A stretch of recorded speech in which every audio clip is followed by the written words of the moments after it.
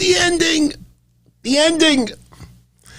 Kane, I think, has bigger explosions than that. They should have just avoided the suspense of the countdown. What a great match. What a memorable match. Exploding barbed wire death match was excellent. But that ending, come on, let's be honest. The biggest AEW fans, you have to agree. If you're going to turn this into a spectacle, if you go...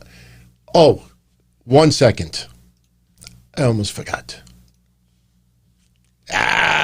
We got alternate screens tonight. Let's have some of our great chat room comments so everybody could see in real time how you all felt about this pay-per-view. But look, Kenny Omega versus Jon Moxley once again tore it up. Literally. I mean, they did this proud to Onita, Wing Kanamura, Terry Funk, Mick Foley. You go on and on and on and on and on. In fact, I'll tell you the truth. I think the way that Kenny Omega was dressed tonight was a little bit of a tribute to Terry Funk. And I know what some of you are going to say, well, he was just wearing jeans and a T-shirt.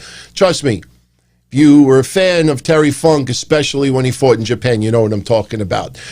But man, if you're going to take this brutal, hardcore match and then decide we're going to end it with this spectacular explosion. Now, look, hindsight is 2020.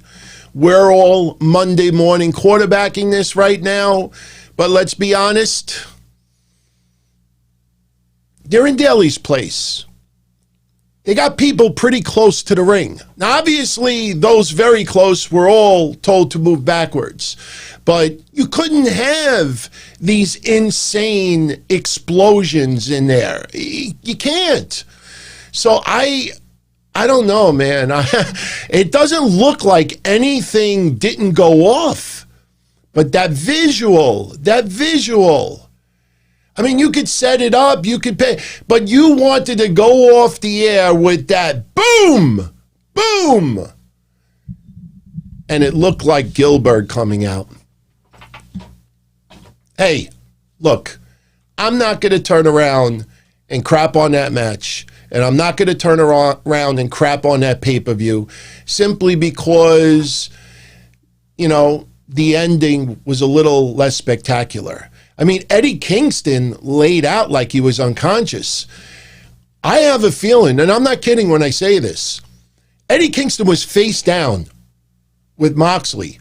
Moxley, his head was in the chest of Eddie Kingston for a couple of reasons. One, for the visual of extra blood being on Eddie Kingston's chest when they pulled him away.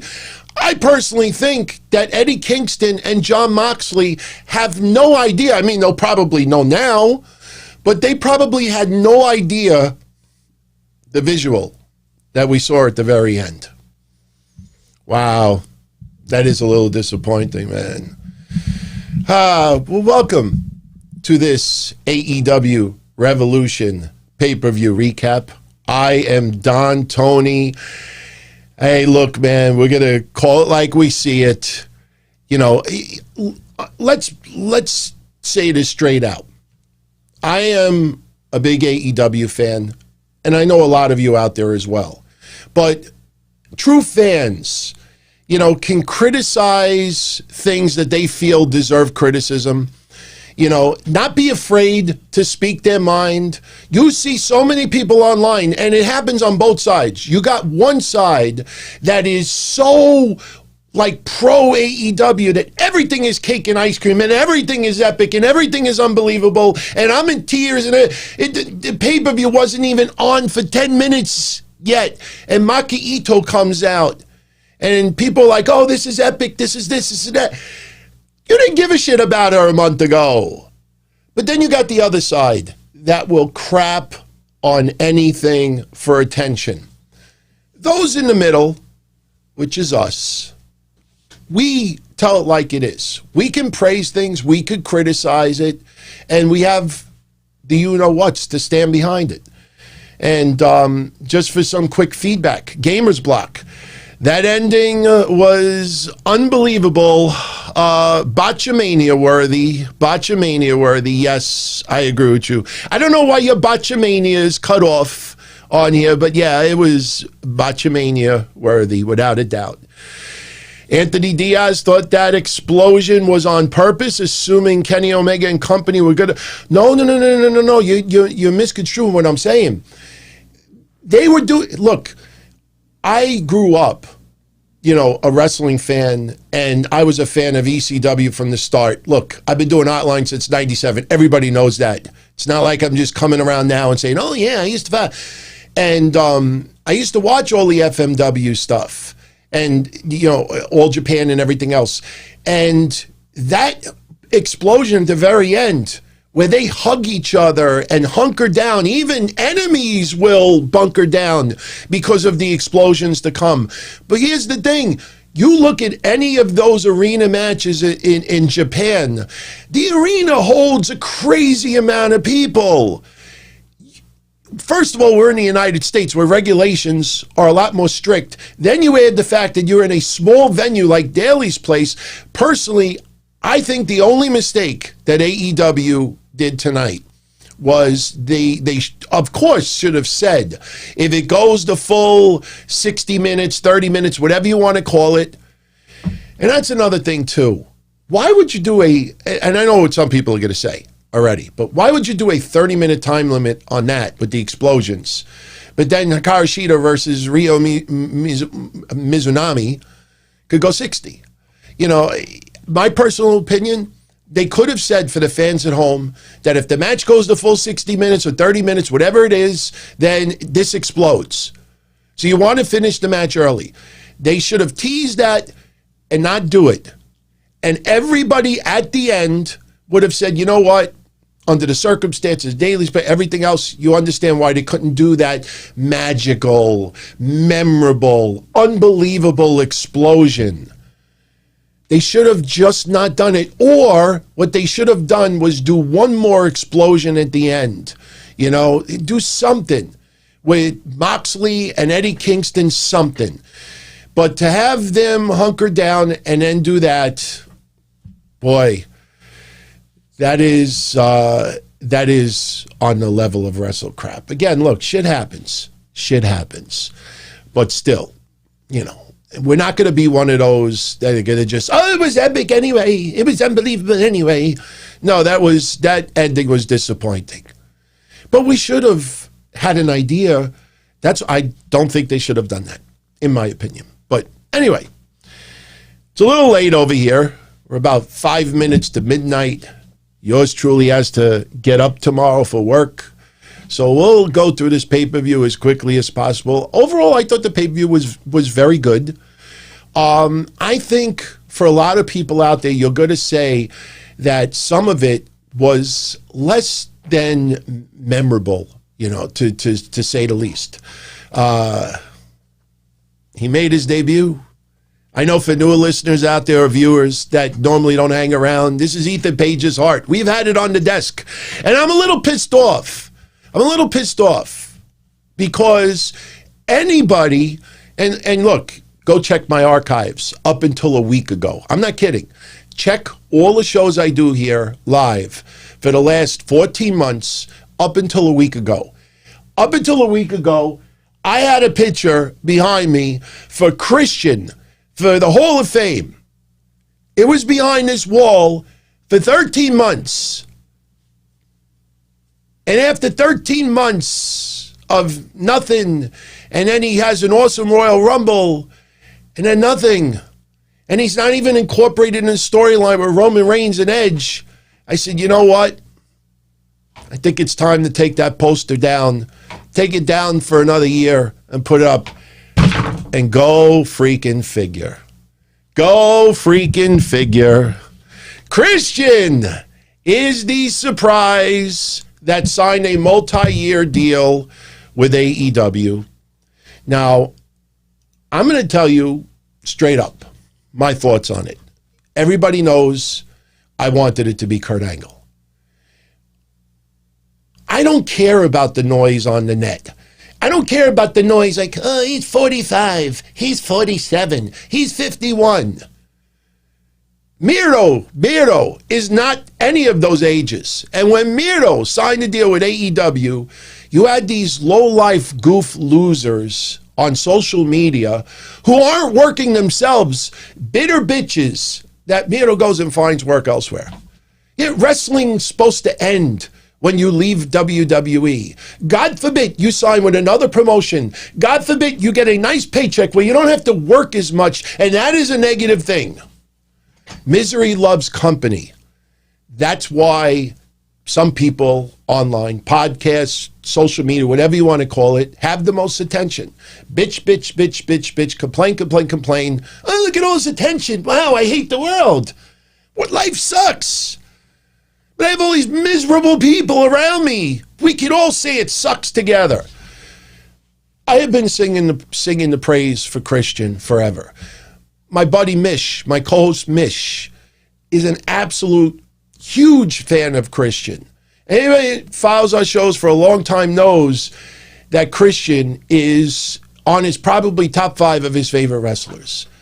And when Christian came back for the Royal Rumble, go check out our recap from that night and the next day. And everything that we said about Christian Cage. Loved every minute of it. Showed that he's still in shape.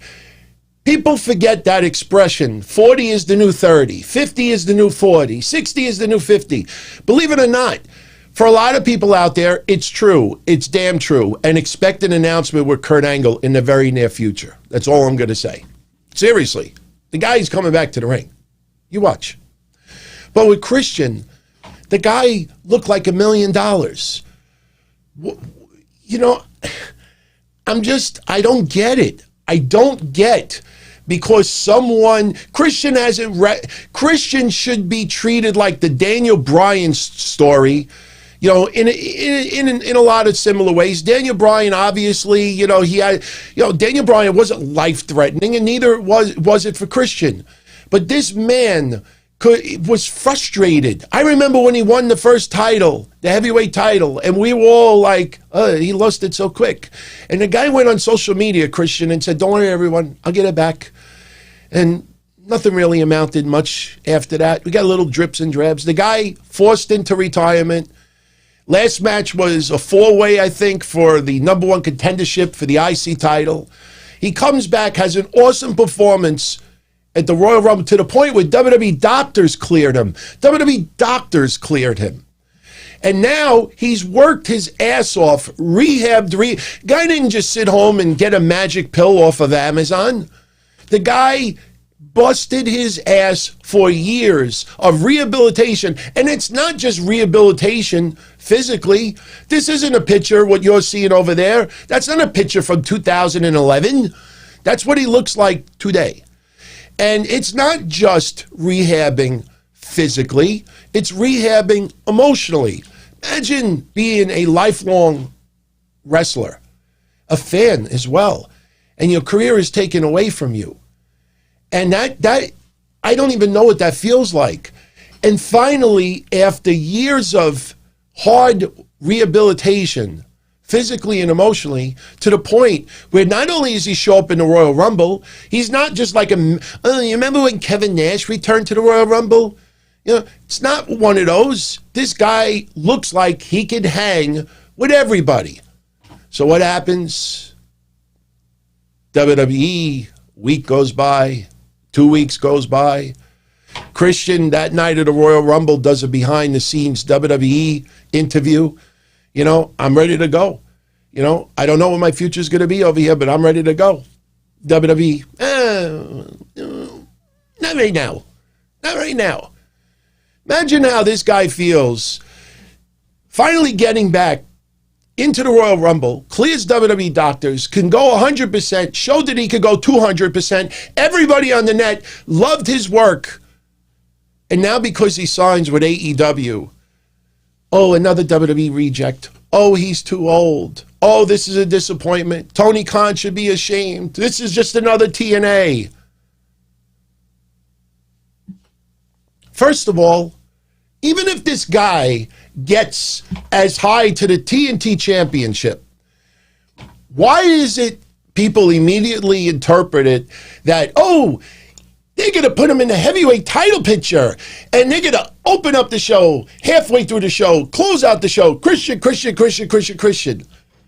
Do these people even think before they start spewing their bullshit? There's nothing wrong with this man. The guy could return. His entire career, we absolutely enjoyed. He was great in WWE. He was great in TNA. If he can't do it in AEW, if it looks like it was a mistake, then we will say, you know what, it was a mistake. But he's the surprise, and people just criticize.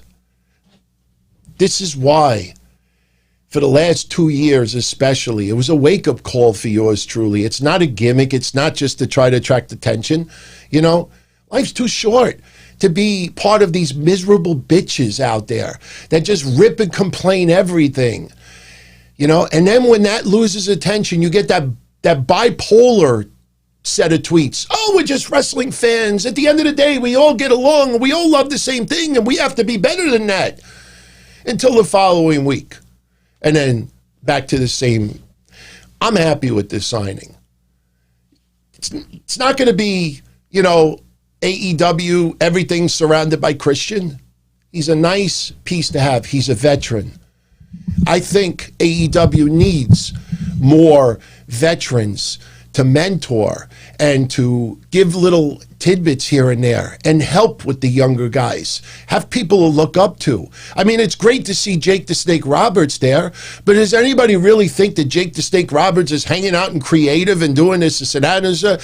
You know, you see Tully Blanchard, you know, he's got his he does his minister work outside of wrestling. He's not there every single day. But man, people just blow this shit up and complain. My God, shut up. Seriously. The Miro stuff I was baffled. Guy gets a job, you know, happy, you know, lighter schedule, emotionally and physically could rehab, take a little break, and people just crack jokes and bitch and complain. That's why I always say, always pay attention to the people who complain the loudest. They're usually the ones that are the most jealous because they don't show you their own employment because they got none. They don't show you their own physique because they don't have one.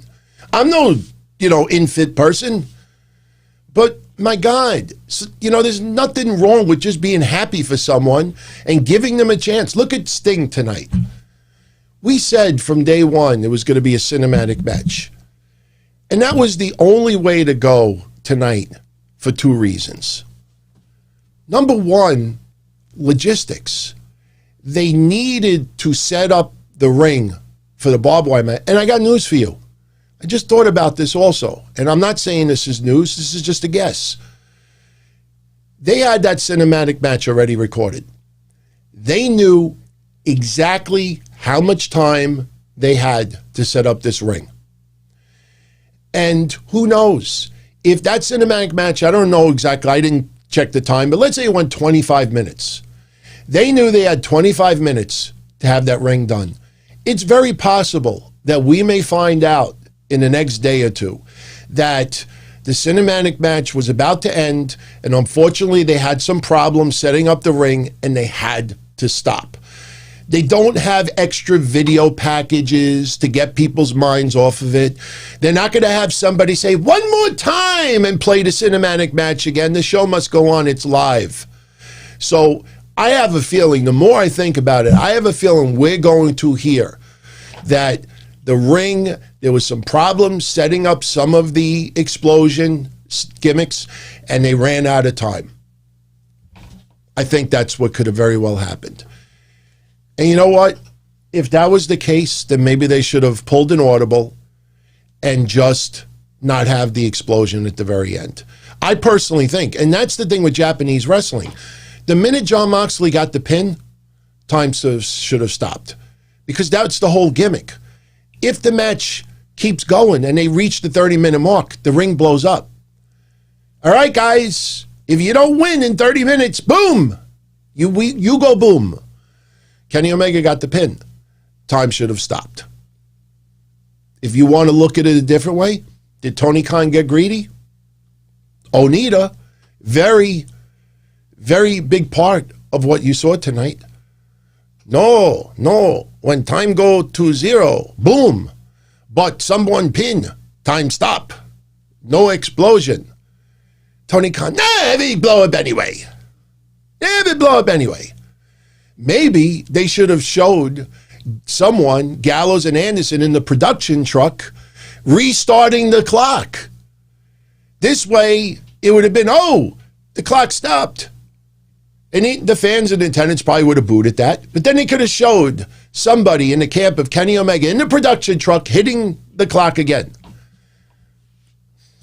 I agree, Chad. Onita was a beast in his day.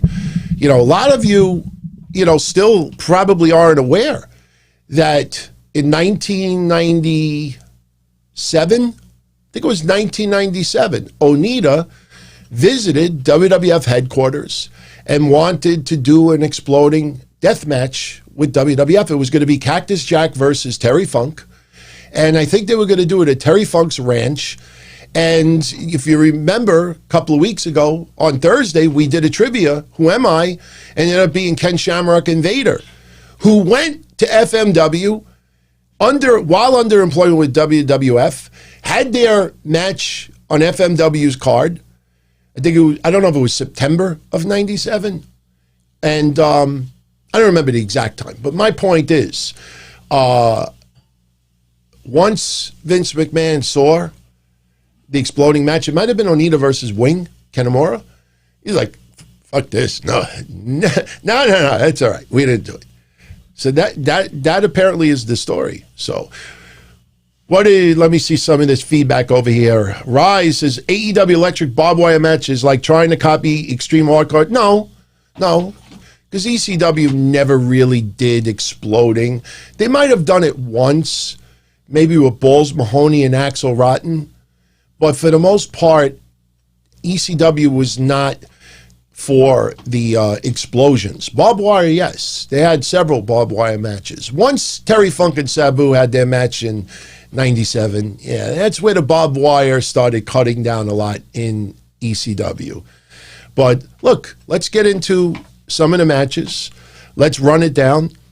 And, by the way, since we do a show almost every day here, we've already talked about it, I think, across 2 or 3 shows. But I thought it was very, very nice to see AEW open up tonight with a little graphic paying respect to Jim Crockett Jr., who died last week at the age of 76. So let's see if WWF mentions it on Raw.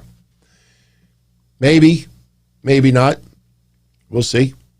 Now, before we get into the other matches, there was another signing. And yes, I had his heart out before because another signing that AEW had was Ethan Page. All ego, Ethan Page. Unfortunately, they did not sign Karate Man. I love the signing. I know a lot of you out there may say, he would have been a better fit in WWE. Where? Let's be honest, where? You look at Raw, SmackDown, and NXT. Look at all of the people he would have to leapfrog to get anywhere. They threw him right into the ladder match tonight, had an excellent showing. You look at AEW's roster, it is, you have the upper tier talent, and then you have this tier that is slightly lower that I think Ethan Page would fall in, and then it really drops off. That's why when you see a lot of these tournaments, you see some people in there that, even if they do impress a little bit, they have no business being in there. Seriously, does Peter Avalon have any business being in a tag team tournament for a title shot, for the AEW tag titles? I mean, we know what the outcome is going to be, but still, that's not going to happen. Bear Country, they're up and coming. You want to give them a little bone, fine, but it's not, legit. The Dark Order has 3 tag teams in there. It's just like the Inner Circle a month or so ago. After Jericho and MJF, won that 6-person, 3 tag team match. Remember they had that 6-person match, all Inner Circle? Winning team goes on to fight for the titles. And yes, they got their title shot against the Young Bucks. But they had another, tag deal on Dynamite. And here's Santana and Ortiz in it. And here's, I think, Hager, and I think all of them may have been in it. I'm like, wait a minute, why are they fighting for a title? We just settled this. Rep says he doesn't care what he's bragging about and complaining about. It was a good show. Rep, if I give you my P.O. box, could you send me whatever drugs you're on? I must have said 10 times tonight that the pay-per-view was very good. I didn't shit on nothing. The only thing I criticized was the very end with that Gilbert Sparkler exit, which they should have avoided. So if you think that the whole pay-per-view, then please, with all due respect, go to check out another show. Because I did not criticize this pay-per-view tonight at all. Maybe my words are a little too fast. Maybe it's my New York accent. But seriously, vamos. Somebody's telling you vamos. Exit, bye-bye. How do they say bye-bye? Bye-bye. So, anyway, as Don Callis said, it's a great day to die. My God, Max Caster tonight. Dropping lyrics, dissing Andrew Cuomo. Man, last week when he made that little remark about the dog sitter for Lady Gaga, you thought there was going to be major uproar. Nothing. I expected people to be triggered beyond belief. Zero, zilch.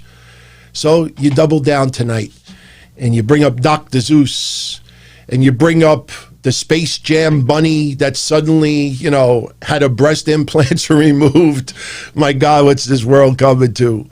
Yeah, if you want to criticize me about complaining about that, then that's fine. Anthony the Virgin, DT is still stanky. You know what? I'm going to buy a can of deodorant with your $1.99. So shout out to you. So thank you very much. Master Bird. He doesn't know about me, but Ethan Page was an underwhelming surprise for him. Then again, he doesn't watch Impact, and he was expecting Kurt Angle. Well, first of all, Kurt Angle was not supposed to be even in that ladder match. Nobody thought Angle for a ladder match. A lot of people thought Angle for the surprise signing. So, AEW did a great job not focusing on the surprise in the ladder match too much. Personally, when I was thinking about it, I said, maybe it'll put Sean Spears in it. Give Sean Spears a bone. He hasn't been on TV for a while. He showed up on Dynamite to help FTR win. Maybe you throw Sean Spears in there. I'm happy that they signed Ethan Page. Ethan Page will get more exposure in AEW than they would in WWE. So I'm fine with that. Benjamin thinks the rap was cringy. Oh, yeah, look. Max Caster, his raps are not supposed to be, where you're up rocking and this and that. No, it's supposed to be like, look, obviously he's very good at it. But I know a lot of you out there, including yours truly, you go to karaoke or something and they put on a rap song and then you try to do it and, you think you have like a little bit of a cadence to yourself and that's pretty much what he does with a great beat. And the lyrics are a little more politically incorrect. The reason why I like that for Max Caster is because that's part of his gimmick as well. So I like it, man. I like it. I had no problem with that tonight. So anyway, so what I was saying earlier with the Sting match is it was very smart for them to do the cinematic match because the fans who were live got to see the cinematic match on the screen while they set up the ring. So that was very smart. In fact, it was probably necessary on AEW's part to do that. Second thing is, Sting at his age with the spinal stenosis, if they're going to use him mostly for things like that and the occasional bump here and there in the ring, no complaints. Sting has been there now for 6 weeks? I'd say about 6 weeks. And yes, every week it was getting old. Sting calls out Team Taz. Sting has something to say about Team Taz. Sting wants to say something else about Team Taz. Sting calls him out again, in case they didn't hear it before. So it got a little bit old. But the fact of the matter is, and I said it the same day we heard that he signed, guy knows his body better than any of us. The only other people that know about his body is his doctors and AEW. The guy thinks he could do it. I give him the chance to do it. Nobody complained about The Undertaker versus AJ Styles. The Undertaker had a 10-plus year career where he wrestled less than, I guess, the number of matches on my hand. Maybe he exceeded 5, 1 or 2 years. I'd be shocked if it was more than that. I think people forgot how many years that Undertaker wrestled under 10 matches a year. So Sting obviously had that severe injury with Seth Rollins, but I don't think anybody could complain how they have used Sting so far as in-ring. I liked the cinematic match tonight. It was very well done. I even, you know me, I'm a very big stickler to detail, and I love when very little detail is attended to. They even had Taz, at the live commentators booth tonight, because they wanted to try to play off that the commentating you were listening to while the cinematic match was going on was live. That was pre-recorded. But after it was over, Taz is complaining. Made that mistake twice. Taz is complaining. He storms off. But that was all pre-recorded. So they had Taz at the commentary table to try to play. I like that, man. I like your attention to detail. I think that's something more and more that is missing. SoFly, I want to give a shout out to SoFly. He got the Johnson & Johnson vaccine today. Process was faster than he thought. No side effects yet. Good for you, my brother. Give it a half a day. You might feel, a little headache, fever. For those that don't know, I'm fully vaccinated. So, you get by the side effects a little bit, you're good to go. And I'm kind of jealous, with you getting the Johnson & Johnson. I had to get the double shot. So, but good. And look, that ties into wrestling. Tonight, AEW had about 1,300 fans there. 1,300 fans. You wait another month, and you now have, tens of millions of people in the United States vaccinated in another month. They announced AEW's next pay-per-view tonight. It's going to be May 30th, and that's AEW Double or Nothing. It's going to be taking place at Daly's Place in Jacksonville. So as of now, you're looking at June at the earliest where AEW could possibly tour or visit a different state somewhere. So they are staying put. And, this is what I think a lot of people miss the boat on. I'm not going to get political here. I don't talk politics on these shows other than Thursday unless you bring it up.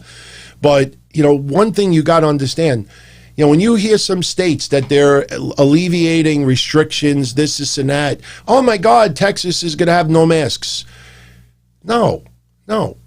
If individuals, it comes down to individual responsibility. Individuals, if they feel that is still an elevated risk, they will wear a mask, whether they're told they can or they can't. I'm fully vaccinated. I still do everything 100% the same that I did before I got vaccinated. So 2 months from now, it's going to look a lot different. You might see another 1,000 fans in attendance. And man, that is a wonderful thing to see. And here. So Diamond Dallas Page and Al Snow were in attendance tonight. The buy-in match, I guess, be only fair if I put it on the screen. There we go. the buy-in match. We had Thunder Rosa and Riho taking on who we thought was going to be Dr. Britt Baker and Rebel. Rebel. Oh, so we thought. Britt Baker comes out on the mic. Rebel's got a legitimate injury. And I'm saying to myself, okay, that's an immediate improvement. Nothing against Rebel, but her in-ring work since being in AEW. And it's not her fault because she doesn't get much opportunity. It has not been all that spectacular. So Britt Baker says that Rebel is injured. Doctors didn't believe it. She got the Jacksonville doctor, I guess, that said that Rebel was injured. And we got a replacement. And what a cool replacement, man. I don't think people understand. Maki Itoh wrestled twice for Tokyo Yoshi Pro over the last 24 hours, about 36 hours ago. She wrestled twice for Tokyo Yoshi Pro. Then she hopped on a plane and flew 18 hours to Florida. Now, I know what you're going to say, she should have been put in quarantine. She went straight to Florida. They tested her today, negative. And she was the surprise tonight. The crowd ate it up, loved it. She's doing her MTV type, singing that she does in Japan, crowd eating it up. I actually made a satire of her music, and I was going to do it tonight. Thing is I don't have the beat in my head, so I got to hear the beat before I could do it. So maybe we'll do that on Wednesday. I'll save you the pain. Oh, I'm looking at it right now. Oh, man. We'll do that Wednesday. But Maki Itoh, fun surprise. Now, they made mention that she is never beaten Riho in her career. She's 0-2 in AEW. So we had a couple of streaks end tonight. I like that she's there. A lot of fans that don't watch Japanese wrestling, don't understand some of the culture and the gimmicks and the tributes that they do. And it's different. It's different, and they had a fun match. The only thing that was interesting about this match was she was so over with the crowd. And remember, she was the tag partner of Dr. Britt Baker. So if you would have based it on the crowd reaction, tonight you probably would have enjoyed more Riho and Maki Itoh versus Thunder Rosa and Dr. Britt Baker. And yes, I know Thunder Rosa and Britt Baker are feuding, but Thunder Rosa early on in that match, she was acting like she was playing the heel. And did anybody notice tonight all of the middle fingers that they were given? All of those middle fingers? My God. You know what? Hold on. I want to just fix something here. Darren Gordon Hill saying, F you to all the perverts. I just wanted to fix that a little bit. You know what, Darren? I'm just going to say this respectful. I don't look, Maki Itoh is cute. I don't care if somebody's Japanese, white, black, Asian, Spanish, Italian. I don't care. If they're cute, they're cute. I don't know why, because a Japanese female wrestler weighs under 100 pounds, and then some people call it perversion. I don't understand that. I don't understand why, because someone looks small in size. You Google their age first. And if they're above the age of 18, now even 18 would be creep. I'd be Andrew Cuomo levels if I was. But my point is, she's not a child. She's an adult. Because she's a small adult, there's perversion labeled that? I think that's ridiculous, seriously. But did anybody notice tonight all of this that was happening early on? I honestly thought we were going to get that all night long. Because Maki Itoh, that's her signature, obviously. She goes on social media. Good morning, everyone. Have a great day. Fuck you. That's what she does. Oh, beautiful day out, everybody. Enjoy it. Fuck you. That's what she does. She doesn't mean anything by it, but she did this. Dr. Britt Baker did this. Thunder Rosa did this. MJF and Jericho did this. Like early on, we're getting nothing but middle fingers, and I'm like, okay, I see a little running pattern tonight. Yes, SoFly just Googled her. She's very tiny. Yeah, she's extremely tiny. Yeah, I find it funny. Like, look, I do, scroll social media just to get the overall feeling of, how people are reacting to certain things. Look at the usual whiny bitches. But, the funny thing is that, people, bring up Riho size. They bring up Alexa Bliss's size. Why don't you Google Zelina Vega's size? I think people would be blown away on how small Zelina Vega actually is. But it's never brought up in the same sentence with Maki Itoh or Riho or even Alexa Bliss's size. Some people out there, when you see people using perversion and stuff like that, now if they're tweeting dirty, nasty thoughts, that's different. But if you're going to just say it because of somebody's size, don't pay no mind to them, seriously. But this was a fun match, but it was a little bizarre in the beginning because, like I said, Thunder Rosa was playing the heel, and the crowd was into Maki Itoh, but it was an excellent match. Riho at the very end, she dives outside with Maki Itoh to lay them both out. And during the match, Rebel is at ringside with one crutch, like the MVP thing. And there was one point that I did not like. The very end of the match, Thunder Rosa is waiting for a super kick from Britt Baker. If you go back and watch it, Thunder Rosa is just standing there waiting for it. She takes it. And then Thunder Rosa throws her against the rope. The referee is not looking. And Rebel hits Thunder Rosa with the crutch. Thunder Rosa's knocked for a loop, and Britt Baker pins her. And that was it. And both gave the middle finger afterwards. Now, later on in the night, after Hikaru Shida's match with Ryo Mizunami, which was very, very stiff, very stiff. I'll talk about that match later. But after that match was over, Nyla Rose comes out and attacks both Hikaru Shida and Ryo Mizunami. Now, storyline, the reason why Nyla Rose would be pissed at Ryo Mizunami is she defeated Nyla Rose in the tournament. So she's just basically brawling. Then you had Britt Baker and Maki Itoh come out, and they're both beating down on Mizunami and Shida. This brings Thunder Rosa back to the ring. The heels storm off, and then we find out on Wednesday we're going to get Britt Baker, Ryo Mizunami, and Hikaru Shida. Britt Baker, Rebel, and Maki Itoh versus Thunder Rosa, Hikaru Shida, and Ryo Mizunami. So that's going to happen on Wednesday.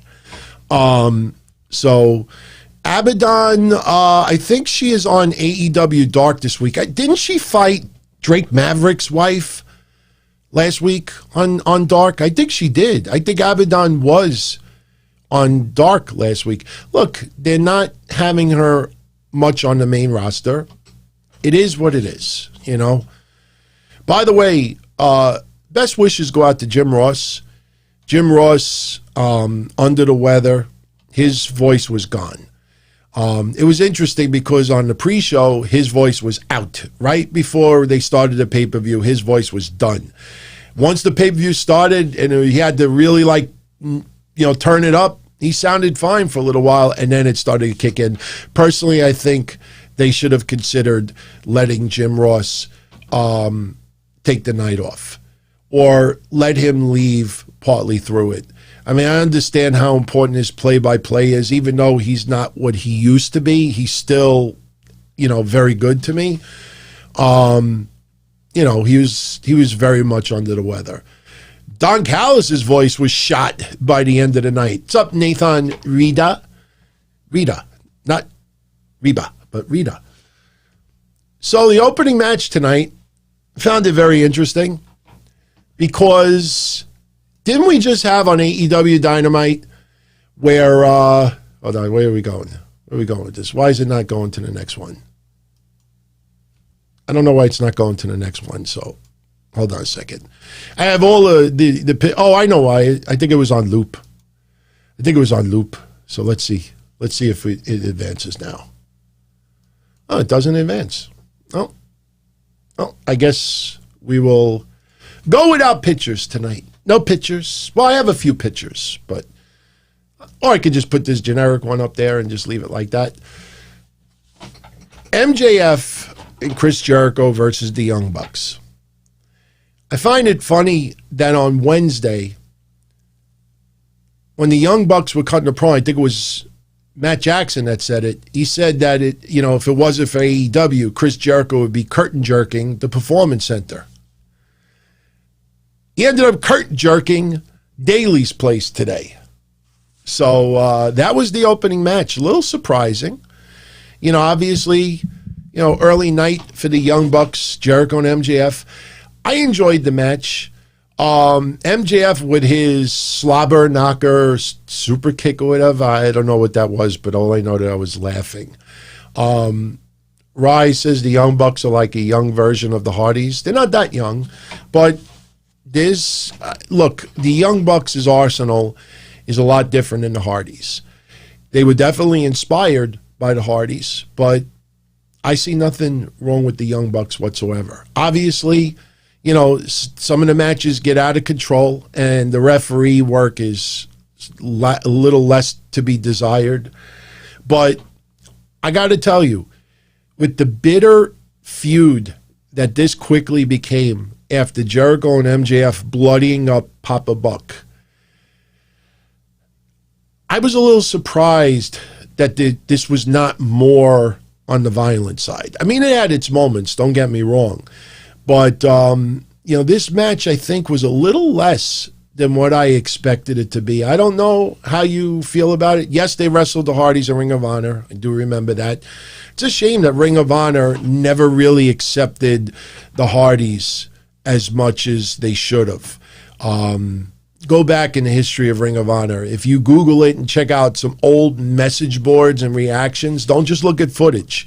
But they were not very well, welcome there. I mean, after a while, it kind of changed a little bit. But this match tonight, I thought was fun.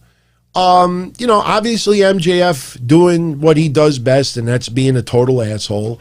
Them mocking the Young Bucks at times.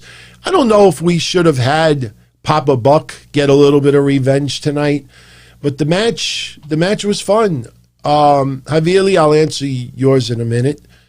But, there was some very good moments. It's funny. Jericho, who still has a little bit of a tummy, but you could see the abs starting to come back. I see people are starting to get very, very quiet on social media about Jericho's physique.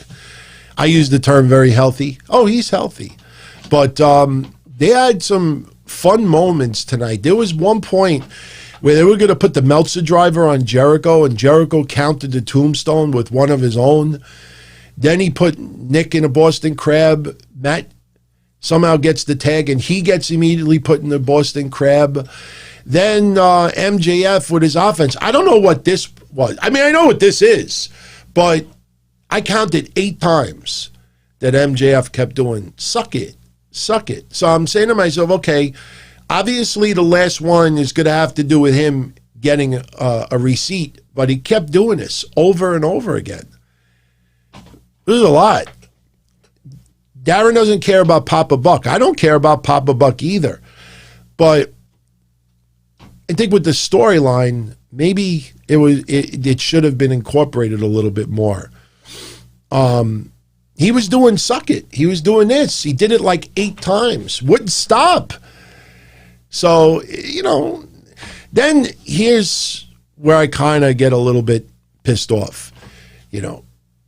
We got, I think it was Bryce, the referee in this match, but Wardlow climbs the ring apron and he's distracting the referee. And Jericho nails Matt Jackson in the leg with a bat. Nice bat shot. Jericho only gets a 2 count out of it, but if you look at Matt Jackson, totally no-sold the bat shot to the leg. He's running the ropes. He's going to one corner, the other corner, and didn't sell the bat shot at all. All right, so we have to get rid of Aladdin. That really sucks, man. Yeah, that really sucks, seriously. All right. Sorry about that, brother, but, yeah, you cannot be threatening people over here. So, thank you, everyone, by the way. Thank you. We're going to be naming a new moderator either tomorrow, Tuesday, or Wednesday. A lot of you have been asking what you want to do it. I don't want to just give it to anybody, but we kind of settled on someone. So, but, Nick Jackson, he gets the tag in. Jericho attempts the Judas effect, but Nick Jackson moves out of the way and Jericho hits Wardlow. They hit the BTE trigger on MJF, on Jericho, but MJF breaks it up for a 2 count. Then MJF is invited to the super kick party. Look, this was a fun match. There was nothing wrong with it, but it didn't feel the heat there that it should have. The build-up the last 2 weeks leading up to this, I mean, it was really good. I mean, and this just felt like fun opener. Oh, look, opening match. It felt more fun than it should have. But the very end, very sloppy Meltzer driver for the win. Jericho gets pinned. And, it's going to be interesting to see what happens on Wednesday.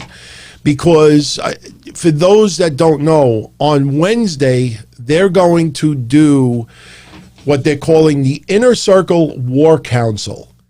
That changes need to be made.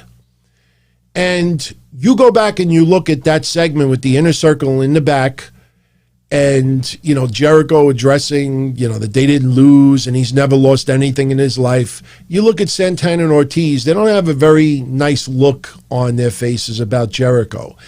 So we may see something where they blame Jericho for everything that's going on with the Inner Circle. So slowly, the Inner Circle, I think, may start to be disbanded. I mean, I think it's run its course. It's a fun clique, but even the Undisputed Era, which obviously ran longer, but the Undisputed Era, there was time, that it needed to break out. So I would love to see Wardlow and Hager as a tag team, Sam. I actually think that would be great. Aladdin is back. I will give Aladdin one more try. Just, talk about the pay-per-view.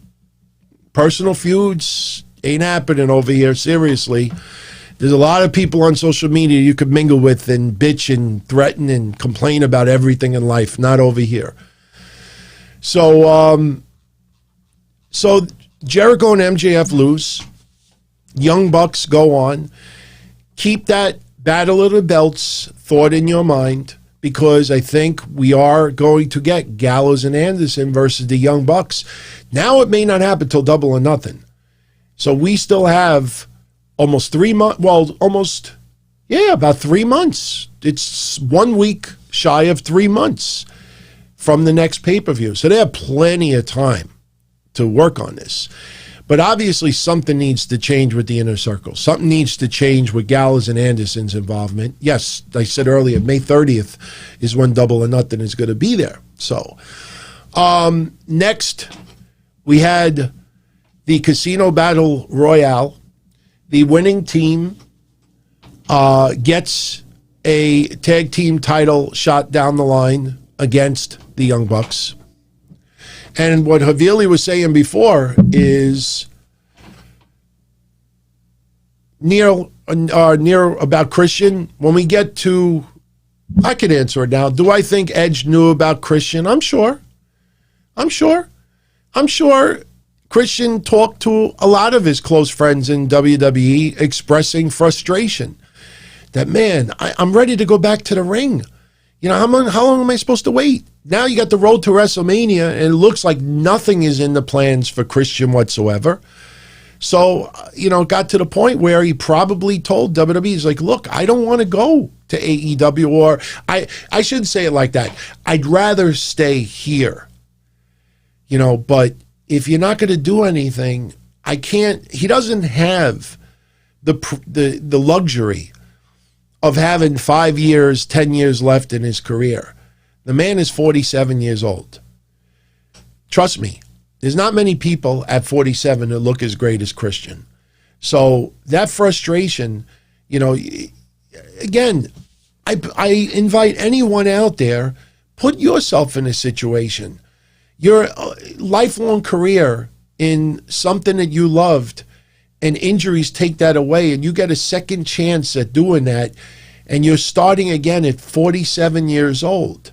You know, you can't just sit around and wait until you're 48 or 49 and that. And I don't think he wants cinematic matches.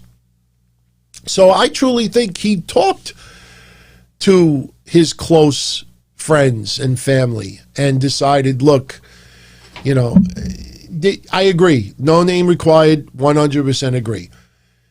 How do you fault Christian in any way with this, or even AEW? You don't know how much they signed him for. They might have gotten a really good deal because the guy just wants to wrestle again. I don't know how anybody could criticize any of this at all. Again, if we watch it week by week and it looks like it was a mistake, then we say something about it. But right now, be happy that, you know, us fans of Christian, when he was forced into retirement, us fans with Christian, you know, it sucked. I did podcasts back then.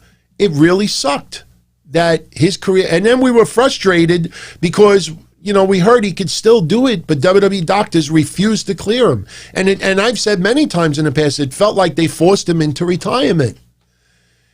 And now he gets a second chance. I mean, let him close the book that was abruptly closed beyond his, you know, his anything he could do about it. It was beyond his control. All right, King Aladdin has said he's leaving. I hate that. No disrespect, man, but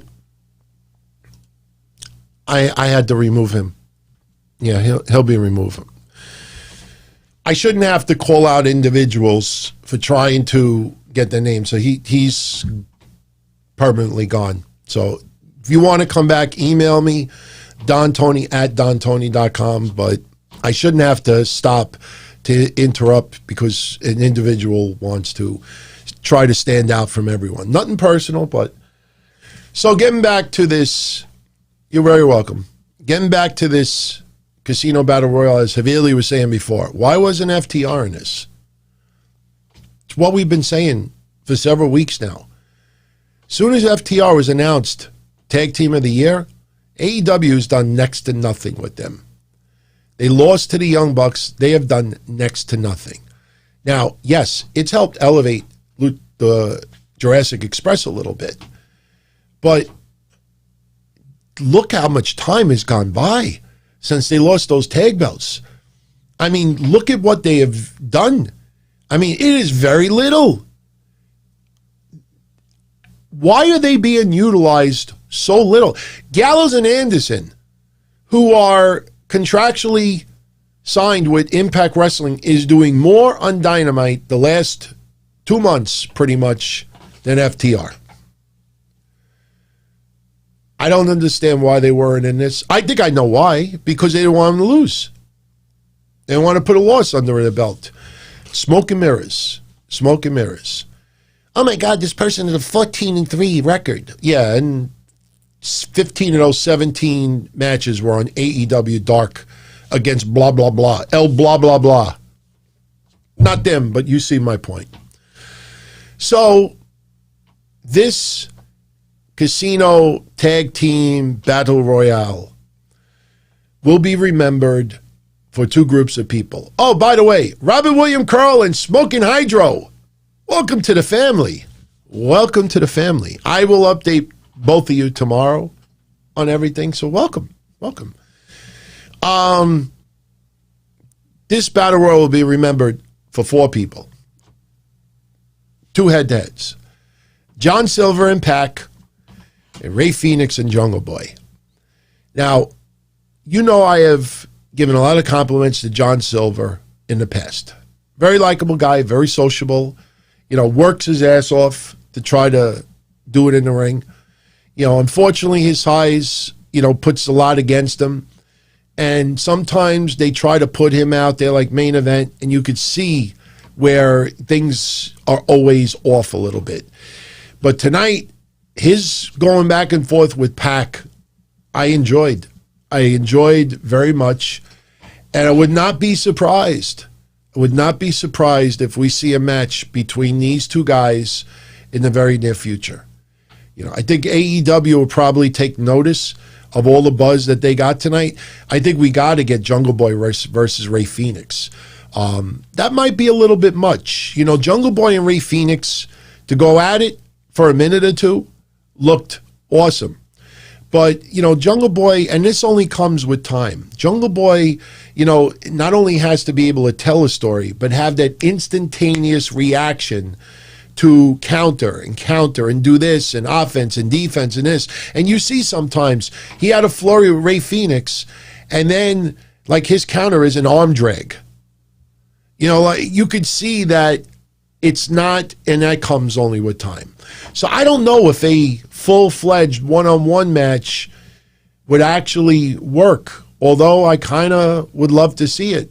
SM Punk, welcome to the family. Jeffrey Collins upgraded to the family. Oh, awesome, man. Awesome. Definitely go check out those threads about those clips that I want to do next week. So that's what we're going to remember in this Battle Royal. Now, the teams involved with this, and I just took some very quick notes. We had Dustin and Who Dat come out along with 5 and 10 first. We may get a split in the Natural Nightmares. A split. Now, I don't know if we give a shit. I know I purposely rhymed. But 5 and 10, Dustin and QT Marshall open up. Nobody gets eliminated. Santana and Ortiz then are in next. QT with a diamond cutter out onto Alan Angels. Alan Angels is eliminated, but obviously both members of the tag team have to be eliminated, so that team is still in. That team in the Dark Order. Matt and Mike Seidel in next. Then Stu Grayson and Evil Uno. And man, go check it out. I have sung the praise for Evil Uno for about 6 months now. I just started liking the guy. He got himself in better shape as well. I watched all those BTE appearances and everything. I like Evil Uno. He did something tonight. Honestly, in the comment section, I'd love for you to post in the comment section later. I want you all in the comment section later on the video, after you've seen it, I want you to tell me which was more embarrassing. The final flurry of the fireworks in the exploding death match, or what happened with Evil Uno's elimination. Now, I'll explain what happened with him in a second. This way you go out and you look at the footage. It's all over YouTube, Twitter right now. But I want to shout Kurt Ward, member of the DT supporters. Welcome, my friend. Welcome, Kurt Ward. Thank you, my brother. Oh, Evil Uno, man. And it involves Marco Stunt. That doesn't help either. So Santana and Ortiz eliminate Mike Seidel, enter the Gun Club. Santana and Ortiz then eliminate Matt Seidel, so the Seidels are gone. Then we get the team of Peter Avalon and Cesar Bononi. Then we get the Varsity Blondes. And here's another one. When the Varsity Blondes hit the ring for their match, I want you to just pay attention at what QT Marshall and Santana are doing. These are rivals. When you go back and watch it, when the Varsity Blondes hit the ring and they start doing some offense, just look at the right hand of your screen and just watch Santana and QT Marshall. If they have wrestlers court in the back, they both should have been fined. That's all I'm going to say. The Gun Club eliminates Peter Avalon. They're trying to eliminate Cesar Bononi, but QT Marshall comes along. He doesn't eliminate Cesar. He eliminates the Guns. So Dustin is pissed off. QT, why did you eliminate the Guns? They're part of the Nightmare family. So QT is like, you know what? Fuck you. He eliminates himself, and then he spits at Dustin.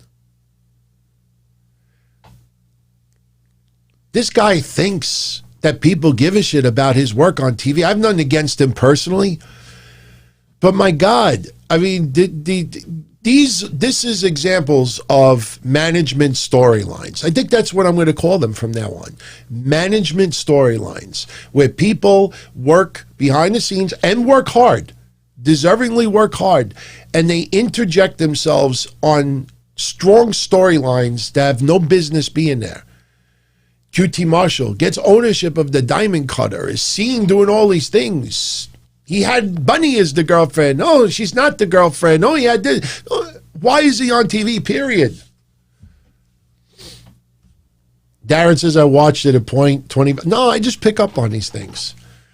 Trust me, if I watch it on 1/4 speed, I would be like, hey, I can't do the show yet. I'm still watching the Casino Battle Royale. So I'm always observant when I look at all this stuff. So QT Marshall eliminates himself, spits at Dustin, so we got the falling out. Dustin ultimately gets eliminated a little bit later on. Bronson and Boulder, Bear Country, come out. Very impressive. Boulder actually took Evil Uno and Griff Garrison, who are not small people, and body slammed them both at the same time. So they are strong mofos. But Bear Country eliminates Stu Grayson. And then we have Jungle Boy and Luchasaurus out next. Fans doing what I predicted many months ago. We would have the Fandango for Jungle Boy's music. They're still doing it. But Jungle Boy eliminates Ortiz. Luchasaurus eliminates Cesar Bononi and Santana. And then we get this horrendous shit. Marco Stunt, who is not in the match. Marco Stunt hits the ring, and I guess is trying to eliminate Evil Uno out of this. And he does something. Evil Uno is standing on the apron outside the ring. He's on the apron outside the rope. And Marco Stunt hits him with a move. And I swear to you, I'm not exaggerating when I say this. Evil Uno runs from half in the middle of the side of the ring, in the middle of it, runs from the middle of the ring into the post and gets eliminated. Remember when people were making fun of Nia Jax just like running into the table not too long ago and then ran into the side stairs, like just running into them? This was 100 times worse. Go and watch it. It was embarrassing. I'm really curious. Please, if you like, post it in the comment section, and I interact with everybody now. And I'll never neglect you guys ever again. I want you to tell me which was more embarrassing, the fireworks at the very end or Evil Uno's elimination. It was that bad. And you can't choose, you can choose both, I guess. But if you choose both, you could choose both. They both were embarrassing.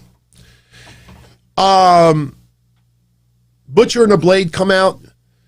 Brian Pillman Jr. is eliminated by the Butcher. The Bunny grabs Dustin's legs and they eliminate Dustin. Private Party and SCU are out next. And you know what? Good for AEW. One thing they're starting to do is little details that I like. We talked about it on Friday.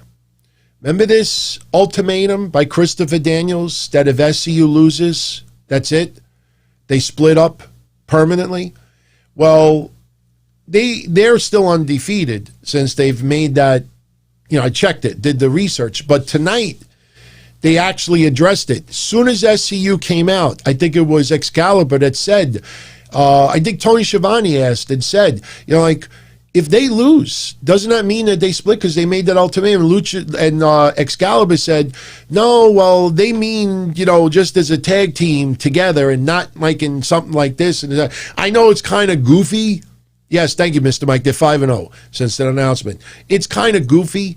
You lose, but Battle Royal, it doesn't mean in a Battle Royal. I look, I like Kazarian and Daniels as a team. So I would not want to see them split up because of a Battle Royal like this. Let's be honest. I'll get into the Darby Allin chat in a second. But we have the Butcher.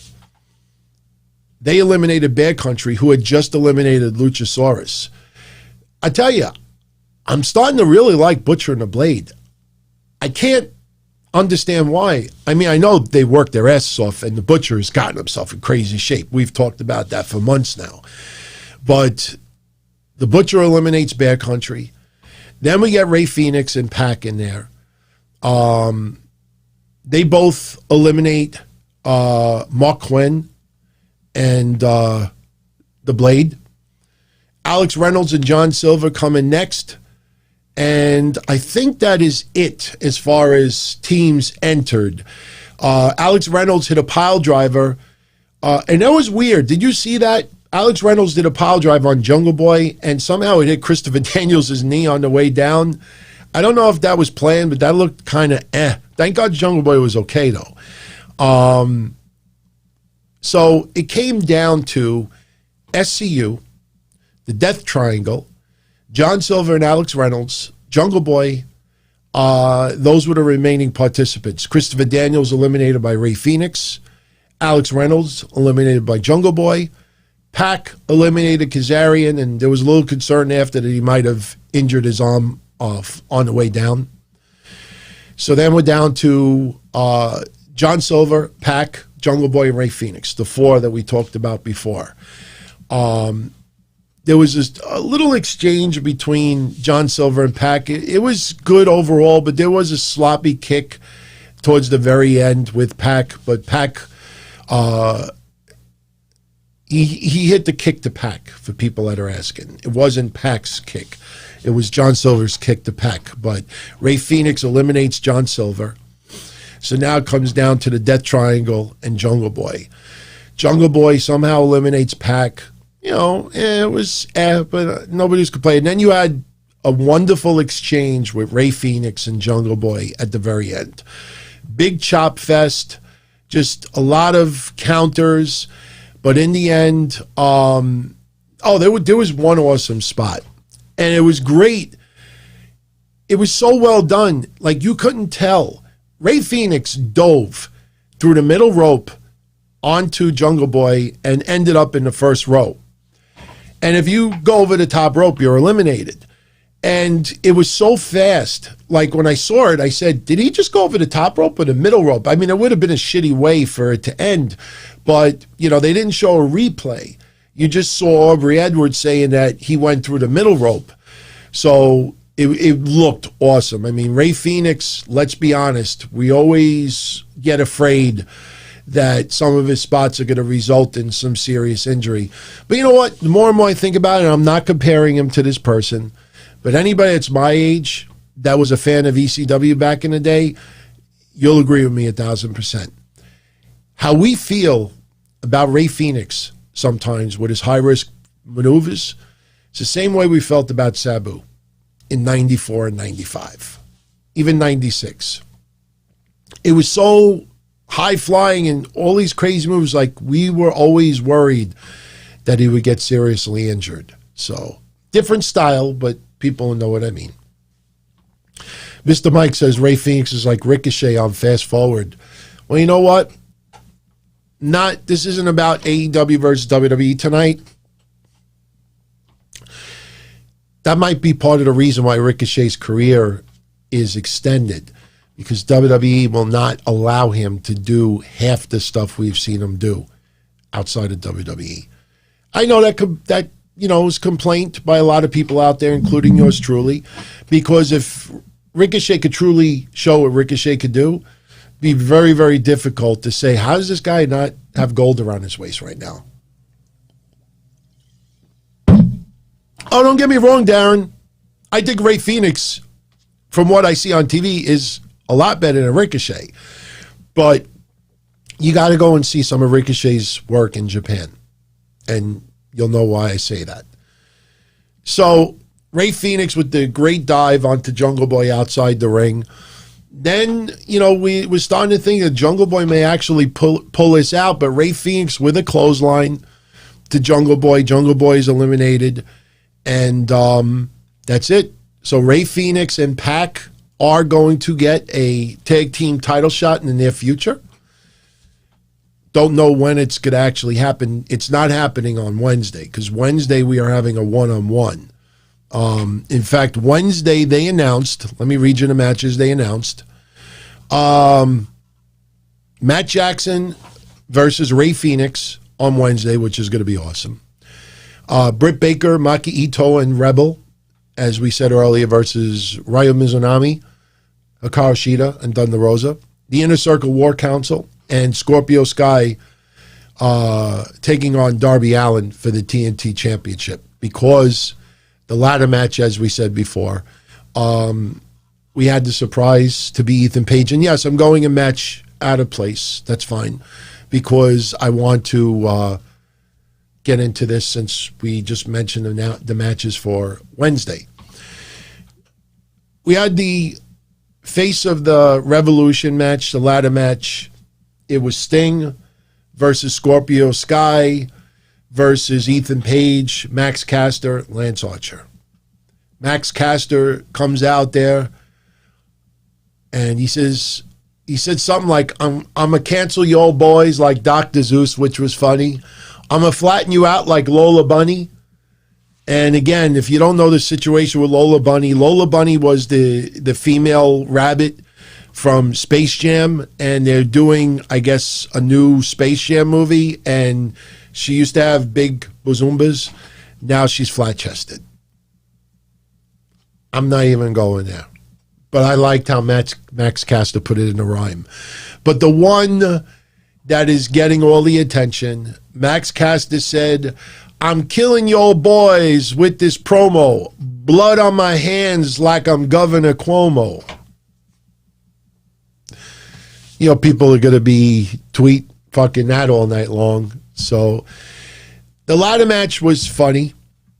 And the reason why I say it was funny, do I have it here? Oh, man, I took a picture of it. Do I have it? I don't have it. That sucks. I thought I had it. I wanted to show you the brass ring. Now, I'm trying to figure out, everybody. They had a brass ring elevated in the air.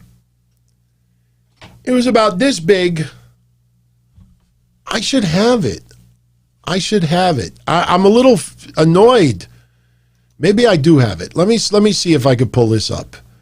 I want to see if I could pull this up. It'll take me literally 10 seconds. I know I saved it, but let me see if it's here. If it's not here, then it's not here. Oh, yes, it's here. That's one thing about me. I'm always persistent, never settle for anything less. I could have just let it go. No. Here we go. Okay. There you go. I'm trying to figure out, is that a spray painted tire? It looked like a giant Cheerio. They called it a brass ring. For me, I narrowed it down to either one of three things. To me, it's either Golem's precious ring from Lord of the Rings. My precious! My thing was like this big. If Golem would have saw that, Golem would have been like, he would have fainted. This thing was like this big. Then I thought it was my penis ring. A little too small. Wah, wah, wah. Then I thought Sonic the Hedgehog was going to come out. I don't know, I thought that was kind of stupid. Face of the Revolution grabbed this giant, like, spray-painted Cheerio. It looked like one of those life preservers. That's how big it was. Seriously. I even think that would have wrapped around me. I'm drowning. Here, get this. That's what it looked like. I don't understand. Why not just have the fucking briefcase or something, the contract. You do a fucking like a gold spray paint. I'm serious. I actually thought Sonic the Hedgehog was going to come out there and try to grab it and run away. Oh, man. Larry says Sonic was his first thought. Yeah. 3-6 Mafia forgot about their tongue ring. It does look like a swimming pool floater spray painted. Oh, I thought that was dumb, man. But the story of this match was Ethan Page was the surprise. And, you know, Ethan Page fit in wonderfully. Him and Cody teamed up a little bit to beat down on Lance Archer. And then, you know, Cody wants the handshake. Lance Archer kicks him in the tummy. Max Caster was using the boombox as a weapon. Jack Evans at one point tried to help Max Caster, but 10 came out and took care of him like we care. But then we got a crazy Canadian destroyer by Lance Archer to Cody on a ladder. And Cody, his shoulder was already taped a little bit from the Shaq match. I don't know if it was legitimately injured because of that, but they bring him to the back. It was a bootio. You know what? Yeah, you could have been one of, remember the WrestleMania bootios? That could have been a bootio. For really, it might have been one of those styrofoam bootios. So they bring him to the back. By the way, you know what I should have done? I was tinkering with this earlier. I was doing this. It's pretty cool, right? I actually could like have both. Should have went to this a little bit more during the night. But so we get, now everybody likes the chat, right? You like the other one. You want to see everybody's comments. So let me put it back. There we go. All right. So they're battling. Cody gets laid out on the ladder. He gets sent to the back. Now, the interesting thing about it is, if you watch the match, if you didn't notice this, watch it again. After Cody is put through that ladder, look at the top right-hand corner of your screen. They have all the doctors just hanging out on the side with Cody. He's checking his arm. He's extending it. He's rubbing it. He's playing with it. And I'm like, you know, I don't mind it, you know, them playing it, but it went on for so long. I'm like, man, why is this? I know why they tried to do it visible to make it see like the doctors are still checking them out. Yeah, it looks like a hemorrhoid cushion. I have a hemorrhoid cushion at work. I thank God I don't have any need for it, but I actually have one at work. But they're cushiony though. That did look like a pool floater. Seriously, you look at that. That didn't have any cushion to that. That looked like a pool floater. So Cody is being tended to the trainers. And then sure enough, a little bit later, he runs back to the ring and he's whipping everybody with the belt. And, you know, fine, whatever. At one point, before Cody came back, Scorpio Sky almost grabbed the donut. Time to grab the donuts. And he's stopped by Penta. And then you have, like I said, Cody coming back. There was one point that was sick. Lance Archer with a running knee to Scorpio Sky, which knocked Scorpio Sky out of the ring. That would lay out Scorpio Sky until the very end. Cody returns, whipping everybody with the belt. He hits the crossroads to Ethan Page. Penta. Well, actually, here's the flurry. Ethan Page hits a razor's edge to Lance Archer, which was impressive. I don't know if he should have gotten Lance Archer in the air, but he did. Impressive. Ethan Page then gets clotheslined by Jake the Snake Roberts. Now, look, you know me. You know me. I love the legends being involved. I love that we have veteran wrestlers, Hall of Famers, as managers. We had a nice discussion Friday about that. That's something that's missing in wrestling, that you're seeing some guys get a little opportunity. It's nice to see the old guys still have some role. They don't overdo it. And I love Jake the Snake Roberts. In fact, go figure. I actually, on Thursday, when I showed some of yours truly and some of my work in indie wrestling, that the match I showed you, that match, Jake the Snake Roberts versus King Kong Bundy followed that match. I kid you not. So I love Jake the Snake Roberts, but I think these short, clotheslines that he does, I think you got to start packing that in a little bit. Because Ethan Page, even though he sold it like $1 million, Jake can't move like he used to. So he's got to position himself so he's in the right, arch and angle to throw the clothesline. And when you have someone, like Ethan Page especially, who's fit, who is not laid out from anything first, where he's just like this, like unconscious, he just hit the razor's edge to Lance Archer, and somehow Jake I think that's rolling the dice a little bit too much. So Jake clotheslines Ethan Page. Then Penta knocks Jake the Snake on his ass. Penta tries to climb the ladder, but is knocked off by Scorpio with a chair shot to his ankle, which was great because, as the commentator said, without his legs, Penta's not going to win this thing.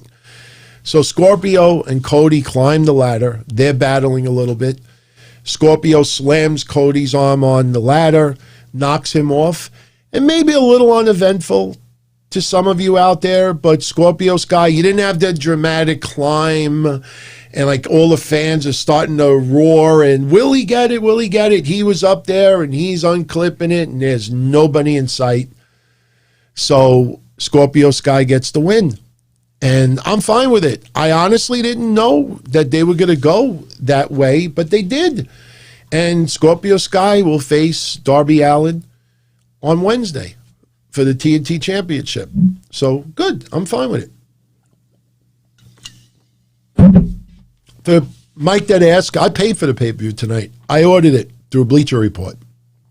So, Near, have a good night, my friend. Have a good night.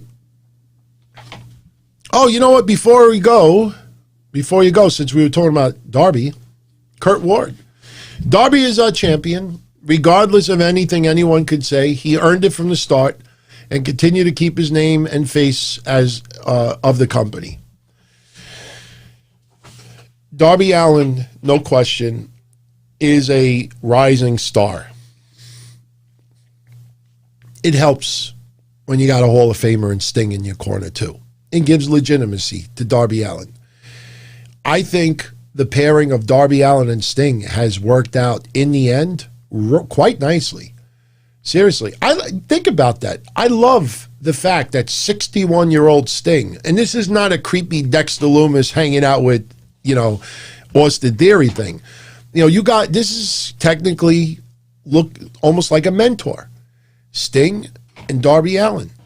It's really clicked, and I like it. And Darby Allin, they have dramatically cut back on these dopey stunts outside of wrestling, where he's just playing Russian roulette, with injuring himself severely.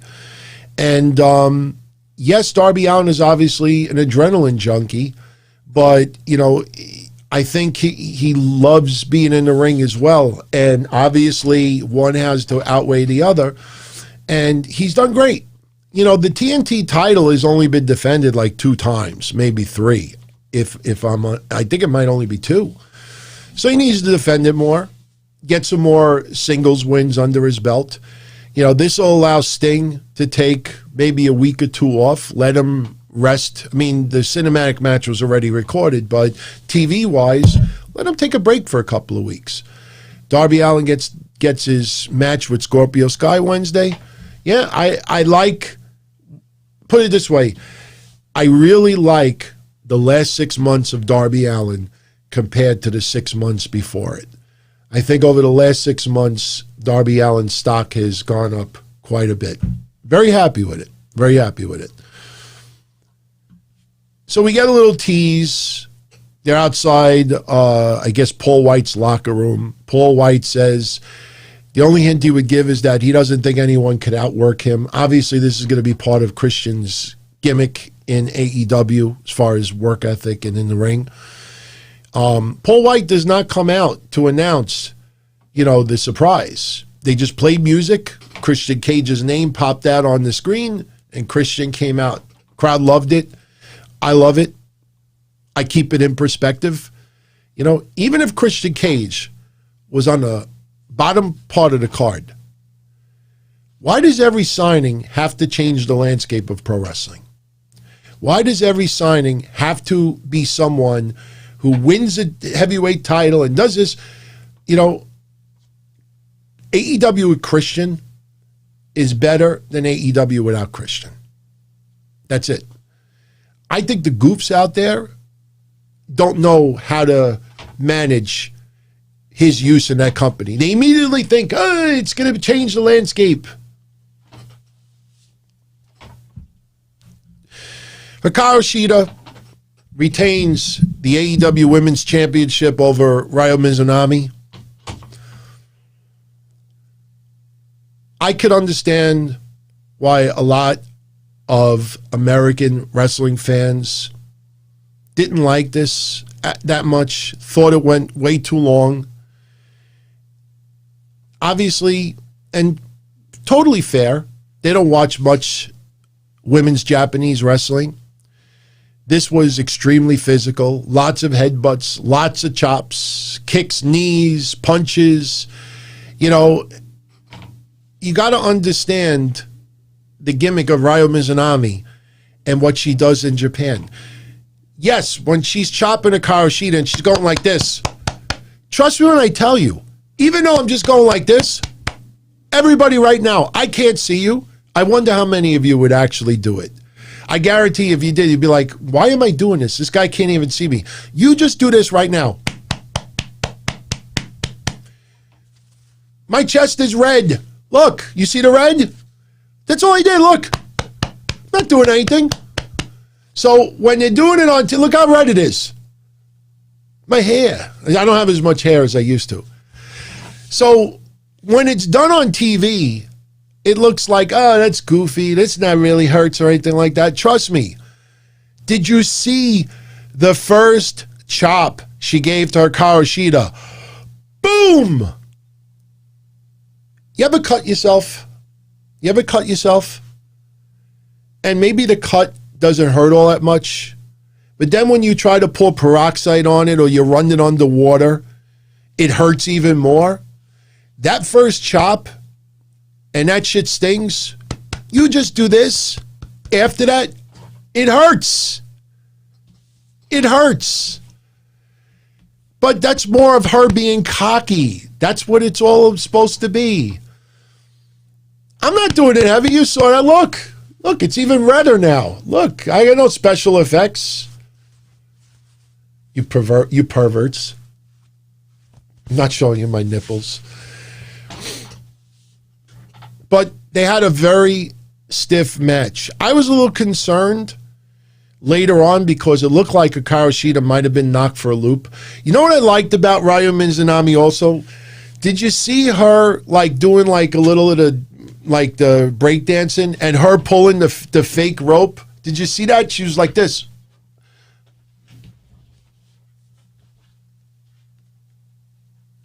That was pretty cool. I like that. She's like,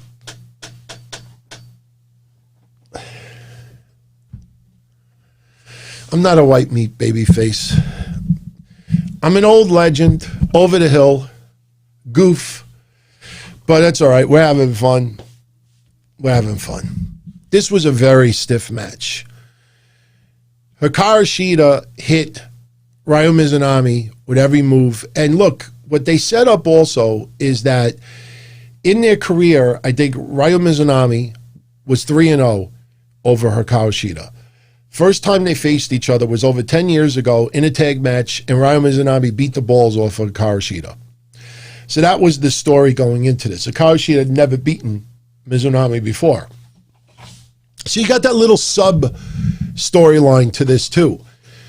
But It was stiff. I mean, Shida was hitting her with everything, and Mizunami was kicking out. To the point that I saw a few people online, like, they thought like Mizunami was intentionally kicking out of things because she felt it wasn't ready for her to lose yet. I don't know what you base that on, but I understand why people felt that way because of, you even saw one point where Hikaru Shida poked Mizunami in the face and tried to inside cradle her. She tried everything and Mizunami kept kicking out. But finally, after repeated knees to the head, Mizunami stays down. Hikaru Shida gets the win. I like the match. I like Mizunami's arsenal. She obviously doesn't have your quintessential women's wrestlers look in the United States, but she can work. She had a very good match with Hikaru Shida, and I like it. Smoking Hydra says their matches are Pro Wrestling Wave of classics. Yeah, like I said, obviously they tweak it a little bit for the American fans, but that's what I liked about tonight. You had a little bit for everybody. Maybe not all of it was executed that well, but overall I thought it was very good. So after the match is over, like I said before, Nyla Rose comes out, attacks both of them. Britt Baker and Maki Itoh come out, attacks them as well. Then Thunder Rosa makes the save, setting up the 6-woman tag match on Wednesday. I mean, that'll be fun also.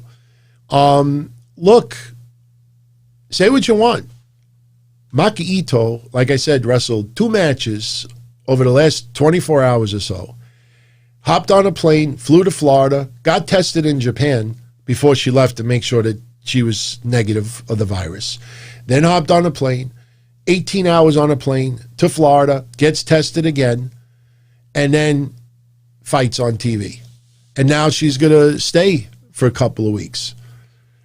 So, trust me, without the fans buzzing so much about Maki Itoh over the last 2 weeks, Maki Itoh would not have been on TV today. So they made the announcement for Double or Nothing, May 30th. How long have we been going? Hour and 37 minutes? Okay. We could start bringing this home, I guess you could call it. Miro and Kip Sabian defeating Orange Cassidy and Chuck Taylor. Basically, the story of this match is they first start brawling in the back. Miro slams Chuck Taylor's head through a glass window on a door about this big, smashes his head through it. He's cut in multiple spots. That was not sugar glass. And then Miro looks in the camera and he's like, play my music. So they go to the ring. Miro has a microphone and he tells Chuck Taylor, I can make this all stop. Just say the words. Chuck Taylor tells the ref to ring the damn bell. Orange Cassidy is nowhere to be found because he was attacked in the back by Kip Sabian. Orange Cassidy comes out after about 3 minutes, hits the orange punch to Miro, knocks him out for a little while. And then we have a little bit of Kip Sabian and Orange Cassidy going at it a little bit. And one thing I was a little confused about. First of all, I loved how Orange Cassidy was selling the lower back injury. Guy sold it through the whole match and even at the end, which was very good. But the thing I didn't like, and again, here's where I complain about the referees again. The first time that Penelope Ford is on the apron, the referee, for about 30 seconds, and it may not sound like a lot, but go back and watch it. It is an awfully long time. For 30 seconds, the referee is telling Penelope Ford to get off the apron. Now, if you go on any typical wrestling show, the referee starts counting to 5, and that's it. But AEW, they want to, extend it, make it this, and it looked goofy. So while this is happening, Miro tries to get some offense on Chuck Taylor. It kind of backfires a little bit. And then the second time, Penelope Ford then stands on the apron again. Now remember, the first time, the referee for 30 seconds is just facing her and tell her to get down, get down, get down.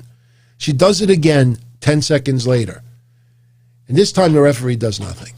He's just looking at her. Maybe mesmerized about her chest. You know? He's just looking at her. And I'm like, wait a minute. I just watched this goof in storyline for 30 seconds telling her to get down. She does it 10 seconds later. And he's just standing there. So Itoh accidentally pushes what did he he pushed Orange Cassidy into Penelope Ford. I wasn't sure if it was Orange Cassidy or Chuck Taylor, but Itoh accidentally pushes Orange Cassidy into Penelope Ford. She gets knocked off the ring. It looked like she kind of went face first into the barricade area, and Itoh ultimately hits the game over onto Chuck Taylor for the win.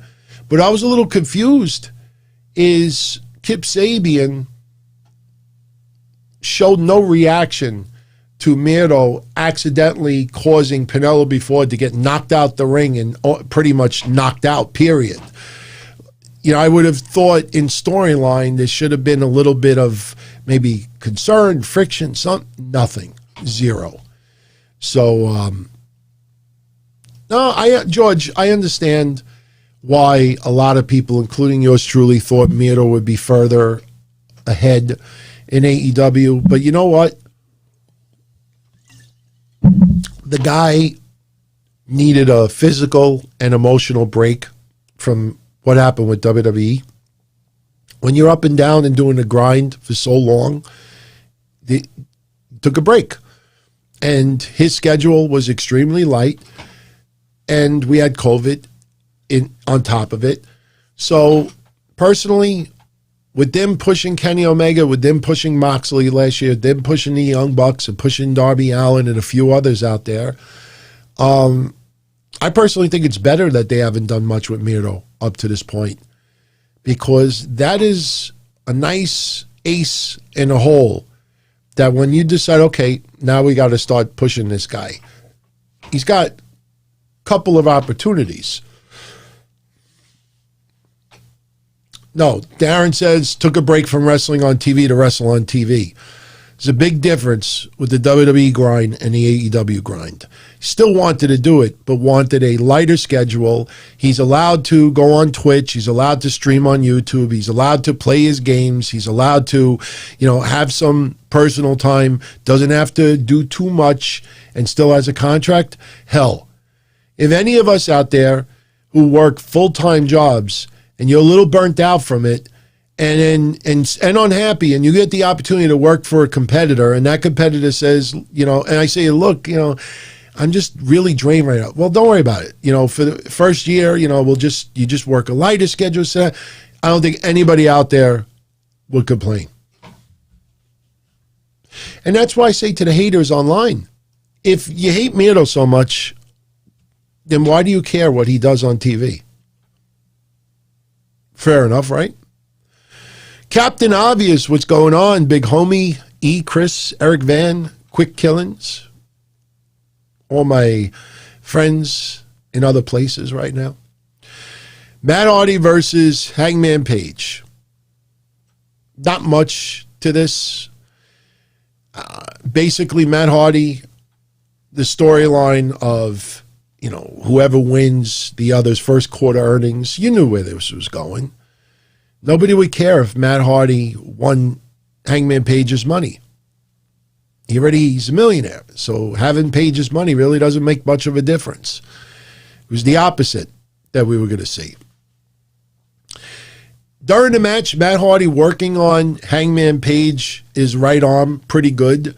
There was one point where Hangman Page hit a moonsault to Matt Hardy outside the ring, and it looked like when Hangman Page went backwards, like really slammed his arm into the barricade. That looked like it really legit hurt. But I will tell you, that little flurry between Hangman Page and Matt Hardy at the very end was excellent. I mean, I know a lot of you loved the back and forth with Ray Phoenix and Jungle Boy and John Silver and Pac. I loved the closing moments of Hangman Page and Matt Hardy. Basically, you had Private Party came out, and they started distracting Hangman Page. Hangman Page with an awesome looking dead eye onto Matt Hardy, but Private Party, they climbed the apron, and unfortunately they don't have the look like Penelope Ford, so they were told immediately to get off the apron. Hangman Page knocked them both off, and both of them going down looked kind of sloppy. But then Matt Hardy counters the buckshot lariat into the side effect and then hit the twist of fate for only a 2 count. And I'm telling you, you go back and you see that they gelled really, really nicely. And Matt, with these counters, it looked really good. Dark Order come out. They chase away Private Party. The only spot I didn't like during this match, you know what I'm talking about. Towards the very end of the match, the Dark Order are outside the ring. They're on the same side of the ring as Hangman Page. And Hangman Page is standing on the ring apron. And they all walk right behind Hangman Page, and you could see they're waiting for Hangman Page to fall into them. And Matt Hardy hits Hangman Page, and sure enough, he falls backwards into their arms. And they put him back in the ring, and Hangman Page with the buckshot lariat to Matt Hardy and wins. But that little fall backwards I thought was goofy. But after they win, Hangman Page and the Dark Order, they hug in the ring, they have some beers, and now Hangman Page is in possession of Matt Hardy's quarter earnings.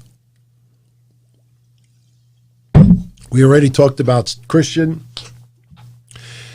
As far as the cinematic match, this was in a warehouse.